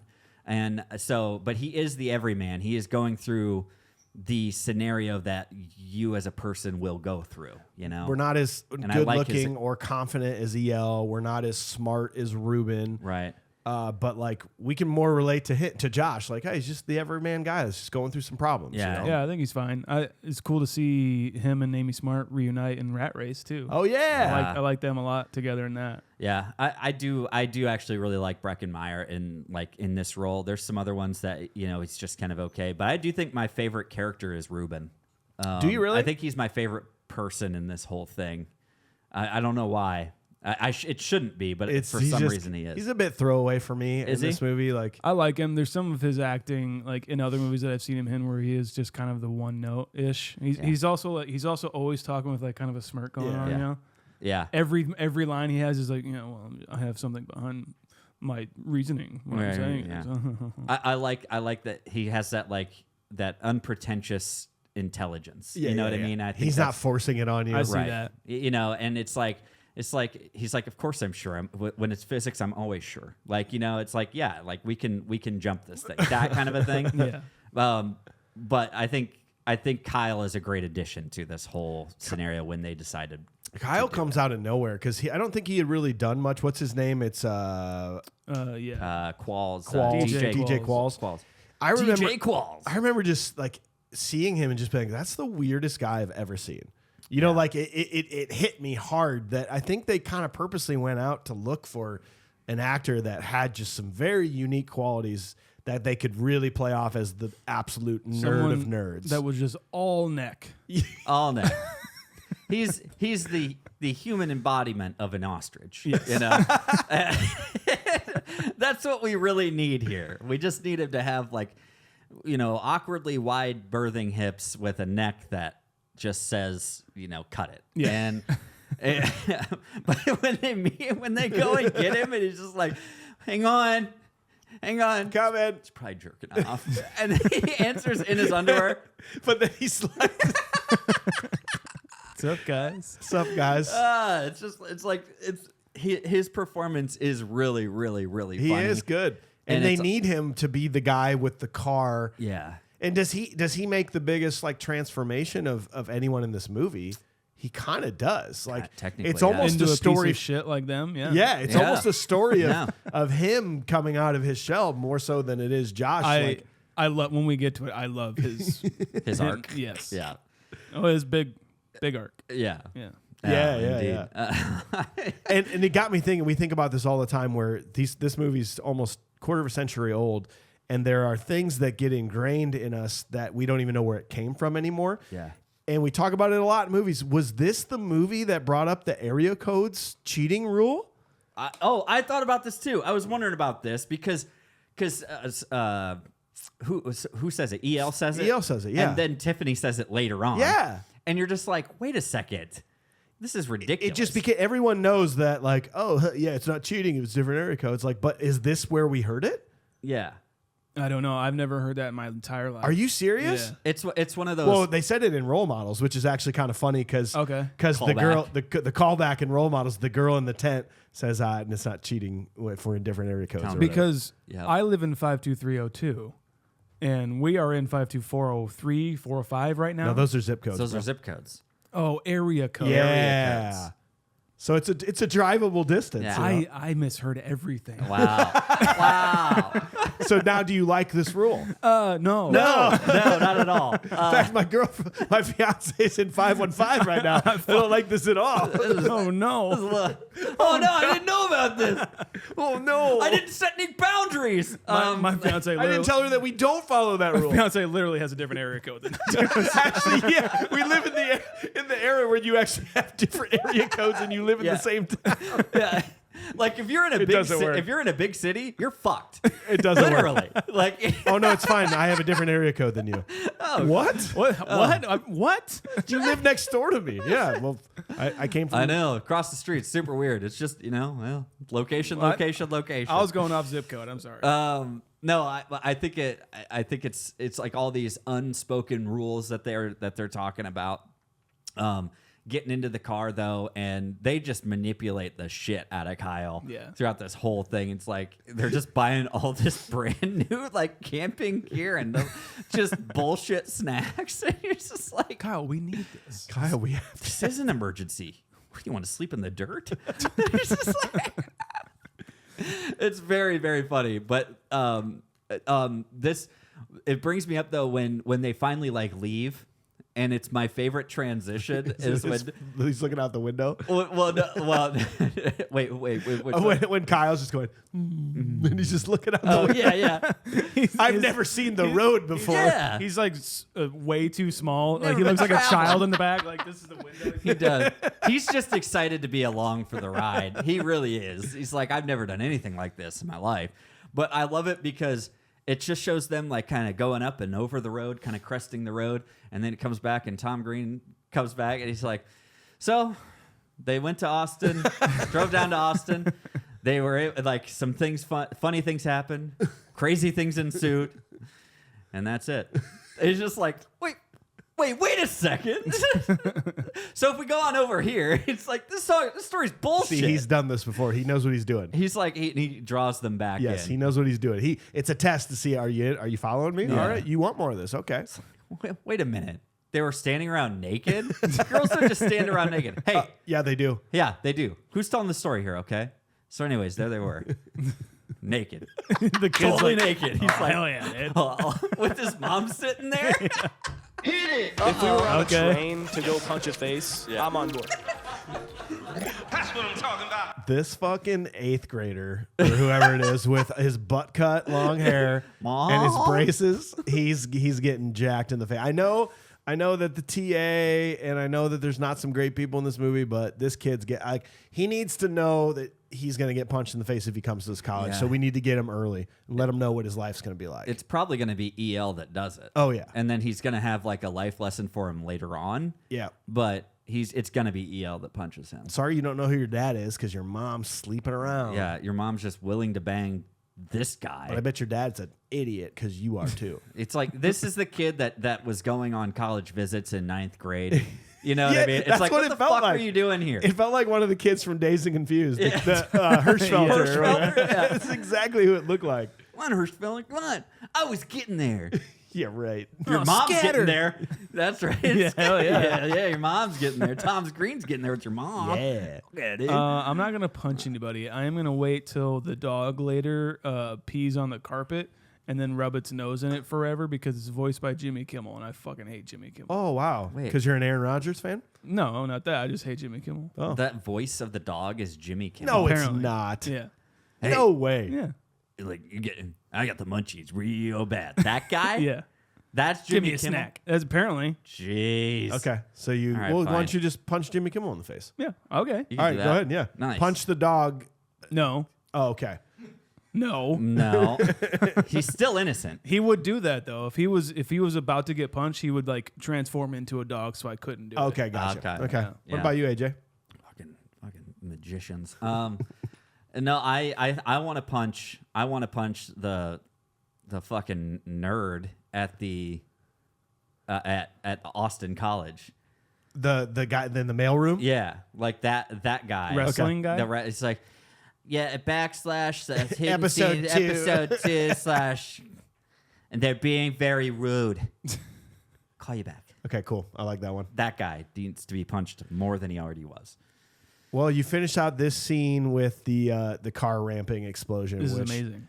It really is, because I mean, this car is genuinely ramping over the thing. Someone did that. Yeah. The stunt doubles inside the car are a little rough when you look at it in yeah, high a little rough. definition. But The mannequins, you mean? sorry, the mannequins. But that was a real explosion behind them, right? Like, I don't feel like that was green screen. or Yeah. No, anything. that was very real. Do you think they were really far away from it? It was like a lens trick. Oh, like a it could have perception. been. It seems like a pretty tame explosion to me. Like a lot of these things are just like, I'm sure it was just fire and glass broke. Okay. They just made it happen at the same time. It was just like an explosion of fire, like you would the Jaws ride. Okay. Pretty gotcha. much. It's still really cool, though. Yeah. It's very effective. I love this though because it's the same thing as EL is the chaos factor of this movie, much like a John Bender. Okay. So in the sense of, like you said, Mike, if EL didn't push for them to watch the movie, they would have never gone on the trip. If EL didn't spit across this thing, they would have hit that bridge and it would have fallen, collapsed right underneath them. So EL is actually facilitating and keeping everybody, like, in this case, almost kind of safe because he's like, it's 10 feet, I could spit across this thing. And like the way he just like gets that hawk just like ready to go and just falls all down and shit. He's Yep. like, better make it 75, just make sure. like it's very funny, but if he didn't spit across that bridge, Okay. they would have fucking died. I You're really, right. I think that like this is funny, but I think it could have been way funnier because they cut to he spits and they cut to a wide of the bridge falling, and that's a funny wide shot. Yeah. I think they should have done the same thing, like a Big Lebowski kind of thing with the car ramping because it should have been The same exact shot. They shot this thing with like 9 different cameras, You're right, and that's funny too, and make it slow motion. That's funny, but I think it should have been just like one locked off, like because you build it up, like okay, 75, we're gonna do this. It's You gonna mean work. like when he crashes into the dumpster? Yes. Is that what you're Oh saying? yeah, it's gonna work. It's gonna work. Yeah, 75. We'll ramp it. We're gonna be just fine. It should have been a wide shot of the car, just like, like it would have been He's right. so much better. He's right. Yep, I agree. You're with you. absolutely right. Just a man. little directing note for Todd. This one, yeah. I Remember think that next time, Todd. he'll need that for next time because I totally agree with you. I think they used a lot of their action budget on this scene right here. You're right. Because I'm sure that was very heavy in the trailer. That kind of, wow, they ramped a car over a bridge on a road True, trip. yeah. It probably had to be in there. You do realize we have to get up to 65 or something, like whatever he says. He's like, I'm trying. This car sucks. Like the fact that they're just insulting Kyle's car. The only one they have, and they The pretty only- much stole. That sounds about right, though, for that age know. range of like, hey, thank you for being here and at least giving a car to us, but it sucks. Yeah, this car a piece of is like, shit. and then he even says it afterwards. He's like, my father is gonna kill me. He's like, don't stop worrying about it, Kyle. The car sucked anyways, man. Like it's just like it's just disrespecting his things that he had. Yeah. It's very, very funny. Well, let's move on to scene 3. So they continue on foot, stopping at a motel, and they realize they're out of money and credit. Looking for transportation, EL persuades a blind woman, Brenda, at a school for the blind into letting him take the bus for repairs, and they resume the journey. Meanwhile, Kyle's father, Earl, discovers the card is maxed. Believing Kyle has been kidnapped, Earl begins searching for him. Josh calls to ask for an extension on his midterm. Jacob answers the phone, impersonating the professor and granting a fake extension. What about this blind lady scene? Like, It could have been way worse. I thought they were gonna have him like go like for her boobs or some shit. Like it felt like I kind of was like, oh no. Yeah. I cringed a bit when this scene started, going, oh no, what's gonna happen? I like that the joke was on him, and Totally her was. senses were so high. She was just like, "You're fucking with me, aren't you?" Yeah. It's a great. That's one of my favorite middle fingers in cinematic history. Oh, wow. It's Okay. a good comes middle up finger. out of nowhere. Like it's very good. Yeah. But I love it because I love the transition into this bus instead of the Ford Taurus. Right. I think it changes the vibe Yeah. of the road trip. It's really fun. It allows them to do more stuff. You're totally like right. better shots. The scene of them, whatever that song montage was, where they're like, Yeah. was it a Kiss song? Oh, It it was was, Twisted Sister. yeah, I Twisted Want Sister. to Rock. Yeah. It allows that to happen better. you know? Reminded me of Detroit Rock City, where they are singing or listening to, oh my gosh, where they're just arriving to Detroit and they're all like kind of singing out the car to, oh my god, Cheap Trick. Yes. Cheap Trick. Okay, yeah. I love that scene. It reminds me of, it's just like a good like, we're all buddies. We're having Yeah. a fucking good time. They've crested this moment of Yeah. being, they're a group now. Like even Kyle's a part of this Yes. group now. You know what I mean? And, Yeah. And it does add a lot to the camaraderie. Which, speaking of which, that song. How does this have a better soundtrack than Empire Records? Thank you, dude. What the Literally. hell? Thank you. This Like you soundtrack, got Beck in the beginning, like and they just did it right. Like there's a lot of nobodies on this soundtrack, but the songs are just better songs and they are. just fit. and they feel iconic because of the way they Goddamn right, it's a beautiful day. Oh no. I was looking up the soundtrack as I was watching Yes. the movie and be like, what song is this? Yes. I need to know it. And no, that's it wasn't Beck. It's somebody else, actually, I think. I got you. But it that's sounds not a like Beck song. It's If not. that's the it's one not you're a talking Beck. about, that's not a Beck That's song. not a Beck song. I thought there They're was one literally later on, but, unknowns. Like a lot of these people that the band that played in the house party was called the KGB. The KGB, yeah. which I've never heard of, then nor there's, like, will I ever hear A of. Black Eyed Peas song, Jungle Brothers, Ash, yeah. Dude, they had People- Run DMC. they just at did the- it Are you thinking of Ween, maybe? I might be thinking of Ween. Okay. There was another one like Dr. Eels or something like that, Yeah. or Mr. Eels. I don't know. But that is the equivalent. It had to be a. Actually, I want to take this back. Like we're talking about two movies that have to have good soundtracks: a record store and a road trip. Like Oh, very they true. Very both good point. have to have good soundtracks, and like Empire Records just didn't do it. yeah. And I feel sorry for. Because you guys obviously, I was going to ask you the question if you've ever gone on a road trip like this. You obviously have because you toured in a band. Yeah. Washed up. Yeah. Yeah. You know. But like this, I feel sorry for no Has-beens. one who did this. I know. Yeah. Dude, we drove to Daytona. 18-year-olds, we were still in high school. We went to Daytona for a week and drove 4 dudes in a car there and back. And it was like one of the greatest memories I have in my entire life. It's like even going to 2 hours away to Des Moines to catch a concert or something like that with your pals. It felt like a you know, road you trip, just didn't pass it? around the phone or pass around the iPod at the whatever time, it you was. know. That was awesome. I honestly, like, one of my fondest memories is like it and it could be its own damn movie too, but was my dad and his buddies took me and their sons and stuff like that on this road trip. We got this camper, and then halfway down we were going to Talladega to literally watch like the Talladega race, NASCAR, Bobby? and Ricky Bobby. Yeah. It was when Ricky Bobby was coming out. No shit. Will Ferrell was there to say, Sweet. "Gentlemen, start your engines." Nice. That's how cool it was. We get halfway there. This thing blows out, course. blows out tires. And we end up packing all this stuff, everything we can, into a minivan with literally like 6 or 7 guys. But it's one of the fondest memories I have. It's awesome. What should be like a terrible time, it was fucking awesome. And that's how this And that's movie what is. this is. That's how this movie is. I mean, they're literally at the bottom of the barrel, and they're sitting at this restaurant, like having a great time. This is our introduction to Horatio Sands. Yeah. And I think it was most of the world's. I mean, he was Upright Citizens Brigade and Saturday Night Live in '98. But those are all very small roles. And this being his first movie role, like him as the fucking cook. How many takes did that take for him to do the throw it over his head and my land gosh. it in his pants? Yeah. Look, he kind of reminds me of what's the dude on The Bear. Like he He looks like him does. a lot. And to see him like do the chef role, I'm like, oh shit, is that like where that dude got it? No, it was crazy. Like I'm sure because he looks confident while doing it too. Yeah. Like he's a good actor. He's done this before. Horatio Sands is so.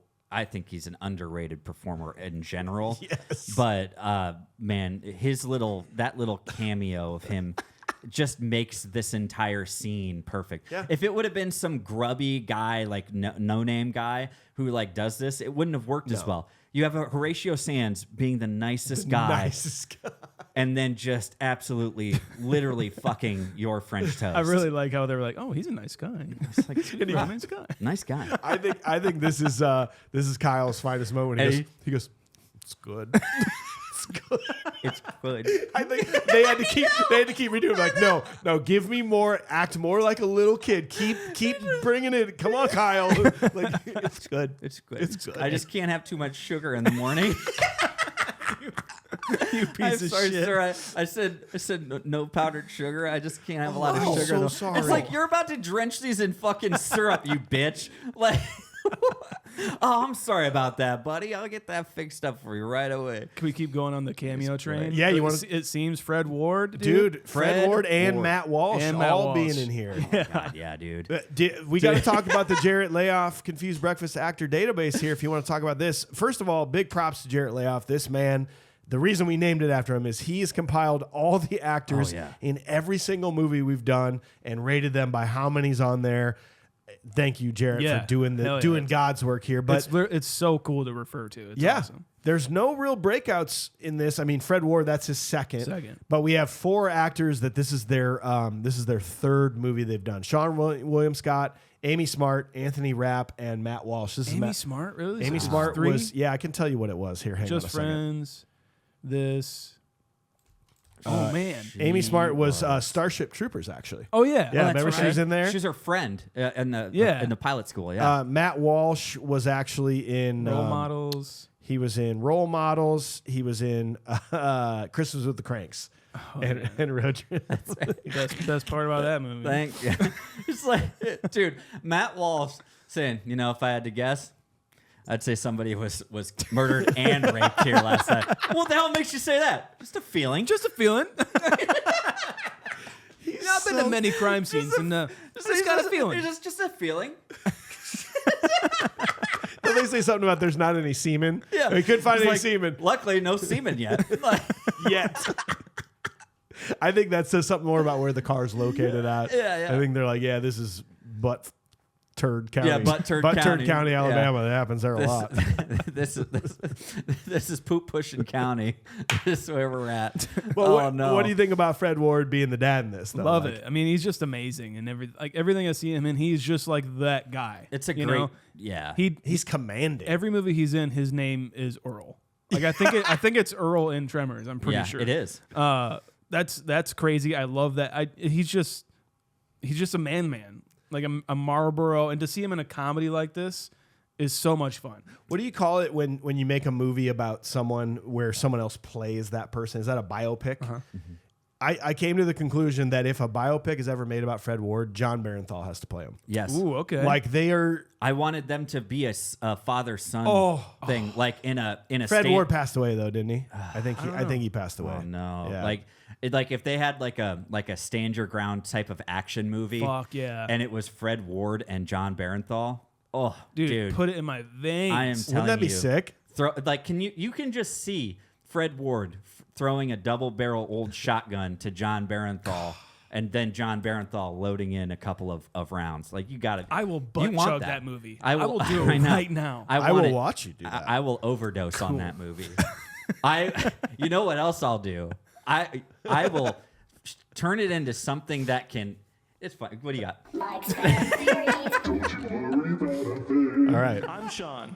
All right, ready for this fan theory here? You never thought there'd be a fan theory in Road Trip, but we're going back to Tremors here, guys. Earl from Tremors lived in Perfection, Nevada. He battled graboids. That was his thing. After the events in Tremors 2 took place, Earl used his newfound riches to operate a graboid-themed amusement park called Earl's Monster World. It opened in 96 and was a huge success. In 98, he sold it to Disney for a buttload of money and decided his time in the desert was over. So he moved back home to New York.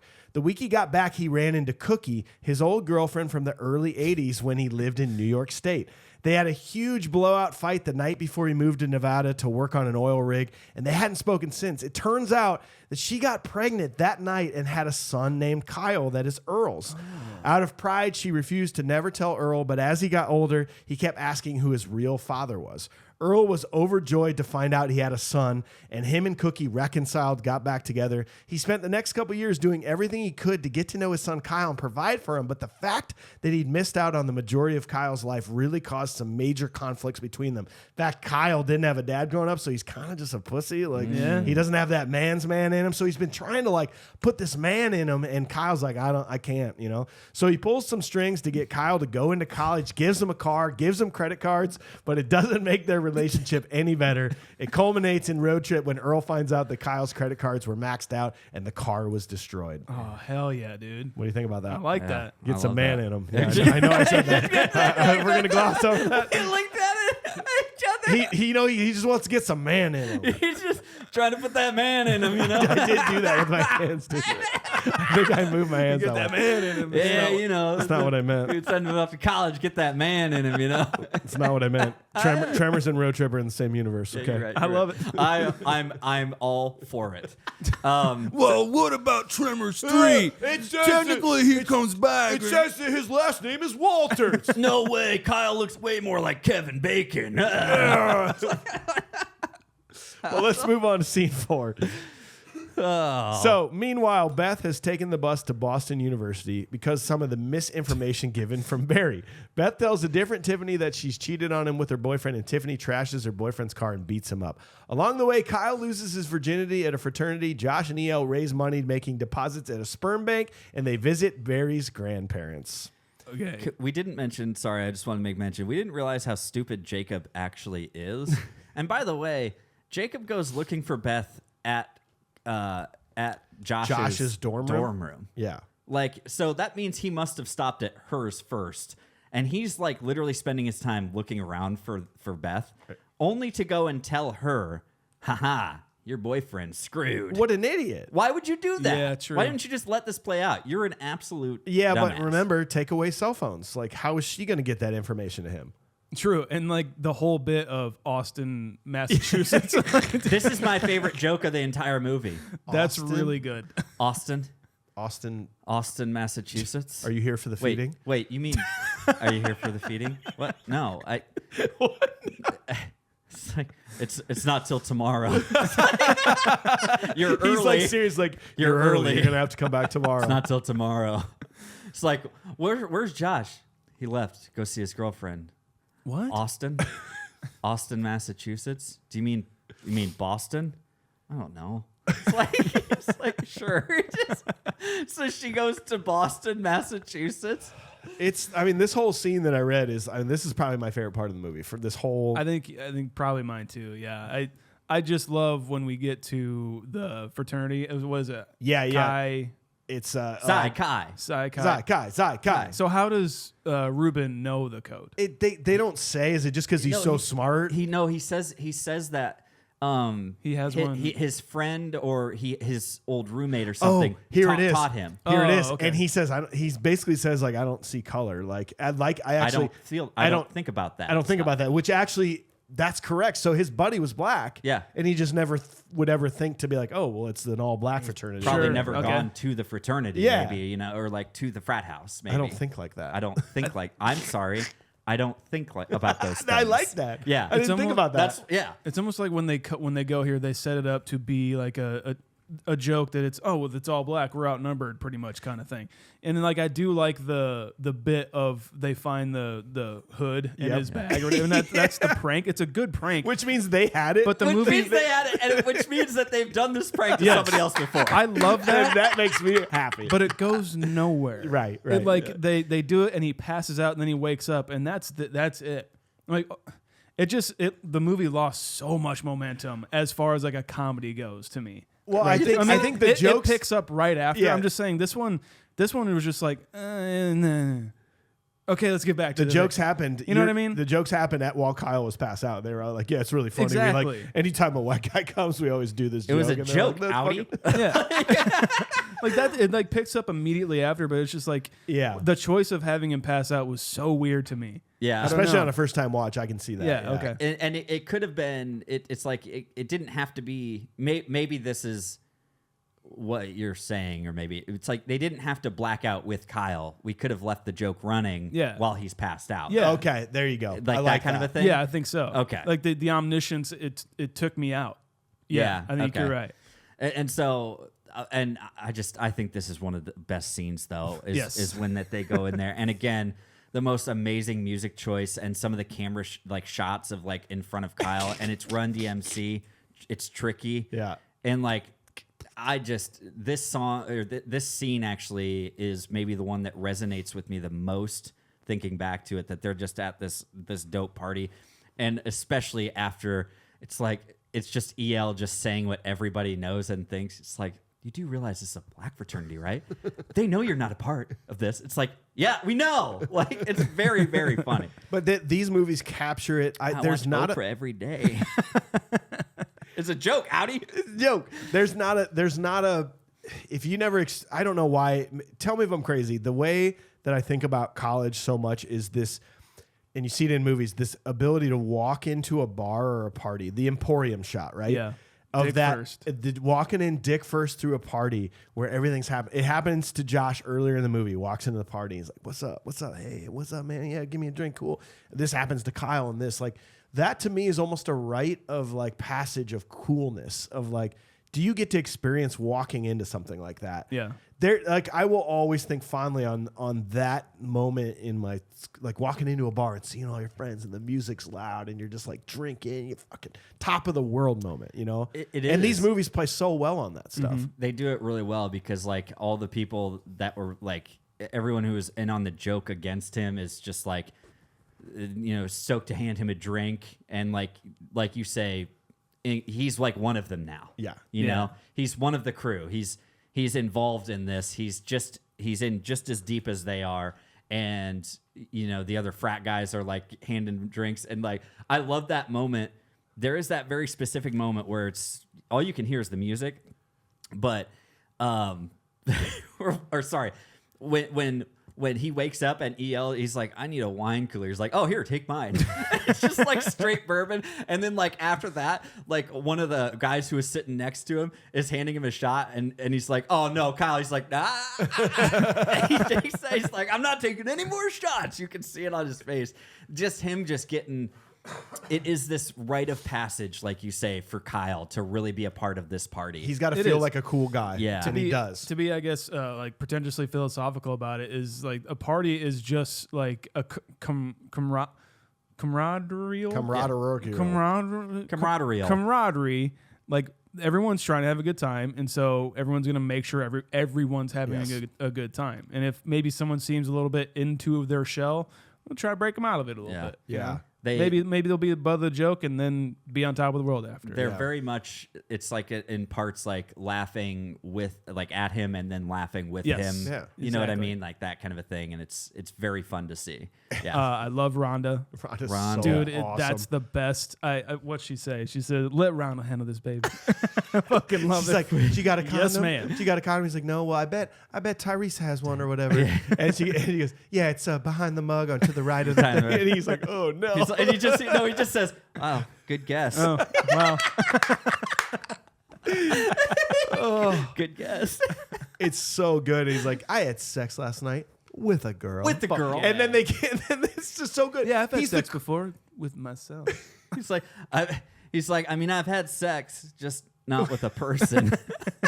What? He didn't have a dad around to teach him, man. Because remember, he says it's not cheating if you put peanut butter on your balls Yes. to let your dog lick it He up. doesn't understand No, the concept. because it's your dog. He's like, no, we got it. No, it's Like- good. You got to have a girlfriend to cheat on them. Yeah. Do you understand what's happening And here? it's like he's like never with a person. You're like the only person he's had any sexual contact with is apparently this dog now. And you're just like, this is really fucked. But it's so cool that he's the cool kid now because they get to the sperm bank and she's like, have any of you had intercourse in the last 24 hours? Welp, I'm out. That gives me out. And like to think that him of all these people, he's the only one. He's the guy who got laid It's last so night. good. Awesome. And he gets to be the confident guy that's like, yeah, what's up? I'm out. Yeah. Dude, when it's have you guys must have had like or seen that friend who has done this, that like that moment, that man moment happens for a buddy or something that just makes them like king of the world. And he's sitting in the bus, just leaned back, like smoking. Like it's like, all right, Kyle, like let us know, like what happened. He's I like, boinked her. Did you say boink? we danced, we had a few drinks, and it's like, no, we don't know. It's like, quit being a pretentious dick about it. And just tell us what happened. He's like, did you skin a cheetah? I boinked her. Boink? No, man, I boinked her. Skin a cheetah. Jesus Christ. Such a dick. Oh, it's so good. These are these great moments. These are these great camaraderie moments that I'm glad we get past like the over the top like raunchiness. Yeah, yeah. And we get these like real nice like bro moments. You think know, about the being moments buds. you're going to remember for the rest of your life. I still talk about it, like these Yeah. nights that I had in college. Like, this is fucking Kyle's night. Yeah. Like, he's going to remember this for the rest of his life. And they made it happen. His life changed that night. Yes, it did. Yeah, you're 100% He's a right. different person now. You're right. Yeah. Yeah, and then you get to the grandparents. Obviously, Ellen Albertini Dowell. Yes. I say we do an episode where we debate the best grandma of all time on She screen could be because it. she has She's to be up there, man. And even the grandpa, he's the hell yes. Hell Yeah. yes. In like Edmund- Adam Sandler and movies. not Yeah, Big he's been in a Daddy. ton Yes. of Sandler movies. Yeah. Yeah. Ellen was obviously in Wedding Singer. She was the sweet old lady in that. Like, this scene's funny to me. The I dog think it's the and funniest bit where he gets up with a boner and knocks over that What do glass. you want me to do? Cut it off? What a fucking performance that guy has. Like he knocks off and he's just like, oh, anyway, come this way. Do you see Like when he's nothing. It's almost like it was an accident, like for real. Do you see when he's like, well, let me show you to your rooms. And he grabs like Kyle's hand. He tries to grab Ruben's hand, and Ruben's just like, it's like, you boner, you boner, you boner. What do you want me to do? Kind of knocks the statue. Oh man, I should have taken the statue that's broken now. Yep, sorry, Damn too late, it. man. All right, fine. But that's when fine. before we move on to scene 5, I forgot about this. There are these movies that are just so ingrained to pop culture, like quote wise, that you forget where it came from. And that was that EL moment when he's getting his prostate milked, and he goes, "Stop! Oh no, wait, keep going." No, wait, keep going. Like Yeah. I say that all the time. Stop! All right, keep going. Like, and like you just forget where it, because so many people say the jokes, and you're just like, I don't even know where that came from. I say all the time, no, we got it. No, we like got all it. the time. And you're right. It's not even about quoting the movie. It's just about applying it to the situation. Yeah. And that's where it came from. But I don't know. This is a great movie. Wait, Barry's name is Barry Manilow. Little jokes, man. Yeah. They're great. They're great. Well, and it's also implied Barry at one point says that he's never left the state, but then they say, yeah, Barry told us to visit his grandparents. He used to go here all the time when he was young or something like that. Yeah. So is it implied that maybe Barry like actually just lied to him and planned this whole thing out? Like, because at the end we see the tape that he's clearly recorded over it. Yep. Like, did he know? Like, right? He probably already watched it and he's like, cool, I'm going to record over this. But I had that thought, but we're gonna mail it to Tiffany anyway. Yeah. So that even if it gets there and she sees it, nothing bad's going to happen. But we're going to send these guys on a road trip because they need to experience the world. Yeah. What do you think? I had that thought. I don't know if it's true. It's probably Such not a true. that's such a deep cut, because that means also that Ruben did in fact send the right tape, but Barry, in fact, he recorded over that tape like that morning. Yes. That must have been what happened. Well, and there's some continuity there, like the amount of postage that's on the initial one versus the amount of postage that's on the one she gets is different. So maybe it was a different tape. Okay, Maybe it was a different tape. Because you see the clip of like just before, Beth steps into the frame. Yep. But then it's gone and it's Just to Barry. saying. You know what Man, Barry super did? weird. Barry did make a copy of it. He and did. kept one for himself and then taped over the He original. did make a copy. Well, do you have a If you copy? have a copy, we could watch the We could copy. Just watch the copy. He's got one. He's got a 100%. copy All right. of it. Well, scene 5, final scene. When Barry feeds the snake, Beth comes looking for Josh again, and Jacob interrupts. Finally getting to Austin in Tiffany's dorm, Josh intercepts the tape just as she arrives. Earl also bursts in, furious over the car and credit card. Kyle finally stands up to him, and a mini riot ensues. Josh and Tiffany retreat to talk, and she and Josh agree to break up, remaining friends. Then Josh and the crew rush back just in time to take his midterm with a little help from Beth, who called in a bomb threat. Josh and Tiffany start dating. Barry finishes his tour of the campus. Yeah. Felony for I'm just gonna commit a felony for a guy I banged and Yeah. videotaped it for.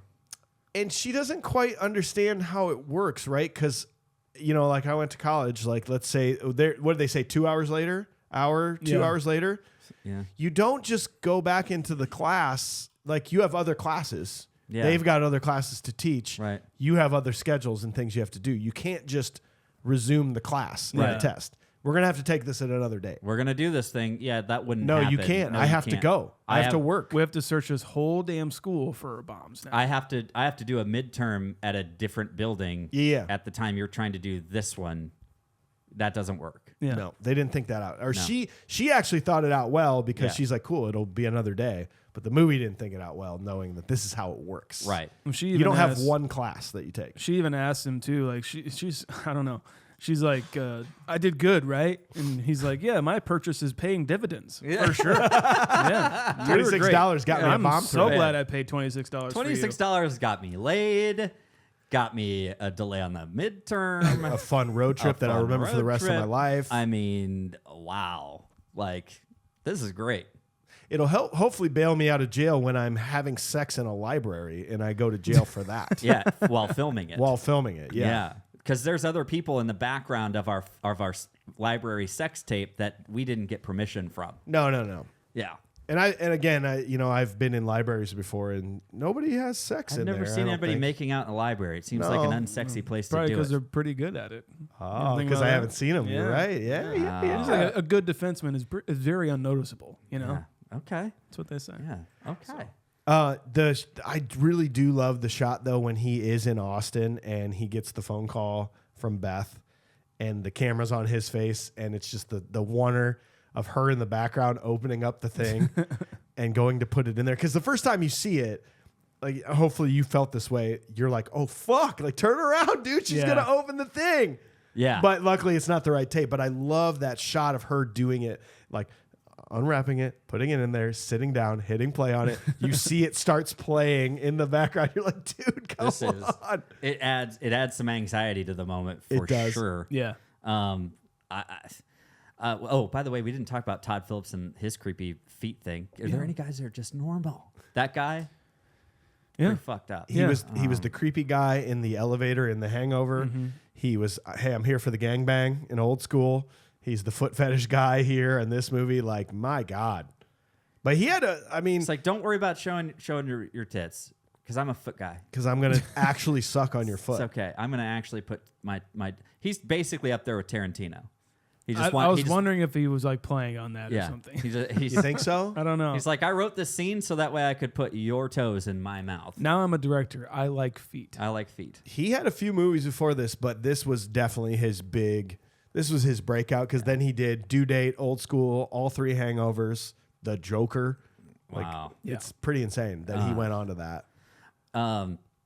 The reaction of it's Barry. It's Barry. It's like what? Why did you send me this?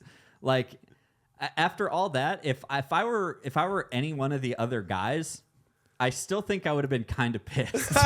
Like, you know what I mean? Like she's undoing the video. Like I'm sorry, take it back to what you're saying. Like and putting it in and everything, and then it's like, oh my god, no! And then it's just Barry on there, and like if I was one of the other guys, especially Kyle.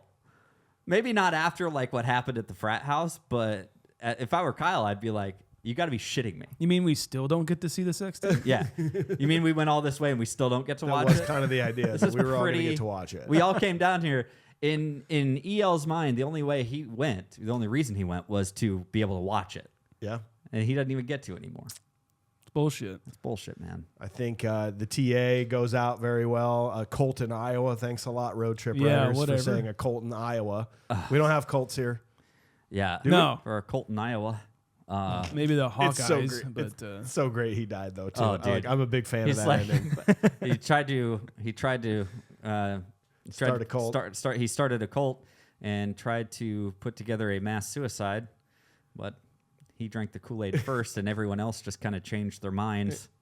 Oops. it makes Too total bad. sense for his character. Too bad. It's a great- Tom Green's reaction. It's so funny. Oops, too bad. Bad.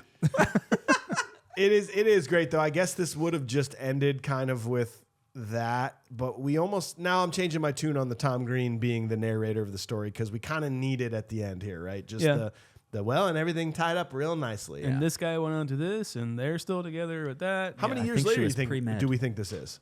I used to always feel like this was just a couple months later, Feels like it. but I think it's multiple years later. Unless, they're out of college now, and Josh and Amy Smart, Beth just like banging in random. Oh, they don't even go to school there libraries. anymore. They just Yeah. bang in libraries. Maybe. I wonder, because, we don't really get any sort of idea. We know that Tom Green has been in college for 8 years, but it doesn't allude to how long he had been in when this whole thing went down, True. I guess. So I feel like it's like a 2-year thing. You know Okay. what I mean? I feel like that's kind of like reasonable because like they went on to do other things, EL actually got It had to take some time for EL to do that. Yeah. And for Ruben to do his thing. Yeah. EL still holds a yearly auction of women. Yep.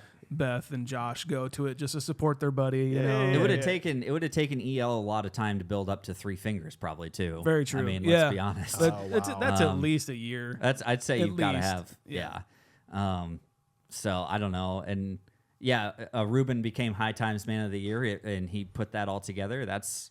He became a scientist. Yep. So That's amazing. it's a long time. Yeah. I don't know, guys. Well, boys, you got anything else to say on this whole thingy? No. We have talked about it with a modern eye, stripped away all the nostalgia. It is time to give it a modern day rating. I guess I got to start right since I started. Dare you? I don't think this is one of those movies where I'm never probably going to seek it out on purpose. But when I do, if I happen to walk in on it or it's on TV or someone else is playing it, it's going to be a blast. It's how I feel about all of those movies. Like I don't search it out, but then when I watch it, I'm always like, God, that's fun. Those groups of friend movies, I just love it. It's a bit of a hangout movie in sorts, but different version of it. It's not the best. It's not the best movie of that group.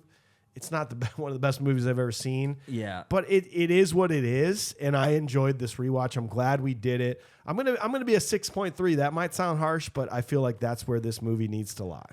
It's not a masterpiece, but it's a lot of fun. Yeah, man. 6.3 for me. Sean, what about you, man? This being my first time watching it this morning, I had a really good time with it. I got to be honest. Like, I'm not the audience anymore for these kinds of movies. Like, I was even skeptical to do role models just because I was like, I don't care about fart jokes anymore unless they're done smart. To be pretentious, like, oh, Scorsese, cinema lover kind of thing. Not it's not like that. I love stupid movies like this just to turn on a Sunday afternoon. I really liked it. The cast is fucking great. Yeah. Like Amy Smart and Breckenmeyer is the best thing I've seen him in. Yep. Everyone else is great, and I love Fred Ward. I love the road trip aspect of it. It's basically a road movie. They just get into shenanigans. I love those types of movies. I'm the same as you. I'm a 6.3. 6.3 from Sean. AJ, what about you, man? I think the biggest movie we have to compare this to is obviously American Pie. And, number one, I like this movie a lot better than I like American Pie. I don't know exactly the reasoning, though, because in all honesty, I probably shouldn't. But I think it does have to do with the casting. I think I love a good road trip movie. And I think it's just put together. I just think it's a little bit more put together better. I don't know. I think I do honestly think that, in my personal opinion of how often I would watch like this or American Pie, I would be twice as apt to watch this movie instead of American Pie. And then I realized I'd be way more apt to watch this movie than like American Pie. I didn't rate American Pie very well. No, FYI. none of us really did. No. And so I do. I really like all the casting of this. I think that it's put together well. I think that the jokes are fun. I think it's honestly because there's a lot more camaraderie of this movie than anything else. And and by the way, they mention Iowa, so you got to give them a point for Wow. that. Even though it's a cult thing, but it's fine. It's fine. They mention Iowa. We got more stuff than Colts. Yeah, there's more here. Colts are fun. You ever tried it? I will give this a 6.6. 6.6. We got to go to executive producer Josh Miller. He says, I'd be lying if I said that I hadn't seen this movie since 2000 when it came out. I've certainly seen it a handful of times since then, but after watching with a critical, confused breakfast eye, shocker, it's a much better movie if you don't pay too close attention. Yeah. I know that sounds crazy. This movie is a time capsule of the late 90s, mini DV cameras, VHS players, Tom Green, the Blockbuster video cases under the TV. Yeah. That's a rush right there. Why does he have so many, and why are they organized in a manner that makes you think he's had them a while? Did I mention Tom Green? There was the colorful iMac that cemented the return of Apple. Oh, The yes. Nintendo 64. Yes. Did you guys catch the letter he sends to Tiffany in the beginning? The return zip code is New York, New York, not upstate Ithaca. And delivery zip isn't Austin. It's Des Moines. No way. I didn't look at that. I didn't see that. I didn't notice it. Oh, man. The cast of this movie could mostly be considered up-and-comers in Hollywood at this time, and none of them really struck it big. Sean William Scott was probably the most successful, but unfortunately he became 100% typecast. Amy Smart was the cute girl next door type that really only went on to do what? The Butterfly Effect and AJ's favorite, Just Friends. Tom Green killed his career with Freddy Got Fingered, using the word killed very, very loosely. It's certainly been a handful of years since I've seen this, but back in the day, if this was on cable, satellite TV, I may not immediately stop to watch this. I would though come back to it if I couldn't find anything better. In today's modern day of streaming platforms and almost unlimited choices, I see this movie continually falling down my list of watches. This very well could have been the last time I watched this, not because it's bad, but I feel there's always something better to be rewatched or seen for the first time. I'll tell you what, though, this got me rethinking of so many more movies that you guys need to cover. It's almost like you guys will call it quits before you run out of movies to review 32.7 years from now. This modern score certainly falls from an unrealistic 7.4 to a respectable 6.0. So that takes us to a 6.05 as a group modern day rating, which I think is going to put us right here. We go 6.05. That's the 119th spot. That is right below Twister and Heavyweights, right above Boondock Saints and Waterworld is where we feel about that. Bottom 30 roughly, but it's not bad. I'm okay with it there. It's better than some movies. Like I said, for me anyway, this is like a perfect. Oh, this is on Star's channel. I'm gonna fucking watch it. Like I'm sure I saw people talking about Sex Drive. I think that's an underrated one. Like this, I can't wait to get to that. But those are the kind of times that I would watch those movies. Totally, yeah. This Euro Trip, those are the ones that I have a lot of fun when they're on. Eurotrip's gonna get covered. I mean, that is the famous Matt Damon. Yeah, the most best fictional band of all time is in that movie, so we have to cover that. Yeah, for sure. Well, we hope you enjoyed the episode. Thanks for being here. Tune in next week. We discuss 1989's Heathers, All right. followed by Cliffhanger. Oh, man. And if you're new to the podcast, go back this time last year. Out Cold, a nice winter movie for you in the cold months. That is a very fun episode. Heck yeah. I think we gave Out Cold a much higher rating, I believe, than we did this. I think so. And I will tell you while AJ talks. Oh, well, that's just fine. I'll talk about something Actually, now. it's not very high. It's about 10 higher. There you go. 10 10 movies higher. 10 movies higher. Okay, I was like, well, 10's the highest score, Mike. No, it's fine. Guys, thank you so much for hanging out with us here in the studio on YouTube. We know that you're hanging out with us on YouTube. And we just want your feedback. You guys check out the new studio. We want to hear from you with a 5-star review. Leave us a review. We love reading those when we get a chance. And by all means, check us out on social media. If you're not following us on social media, but you made it through this whole episode, what the hell are you doing? Follow us on social media at Confused Breakfast. Just search for Confused Breakfast, guys. I was at my fiance's work party last night, and someone named Jamie came up to me and said he really liked the show. So shout out, Jamie. Thanks for checking out the show. You can check out our merch at confusedbreakfast.com. You can get some shirts, koozies, whatever you want.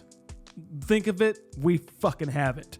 Yeah. Confusedbreakfast.com as well to see the ratings of the movies we've covered. You can see AJ's ratings. You can see my ratings. You can see Mike's ratings and the show's ratings overall.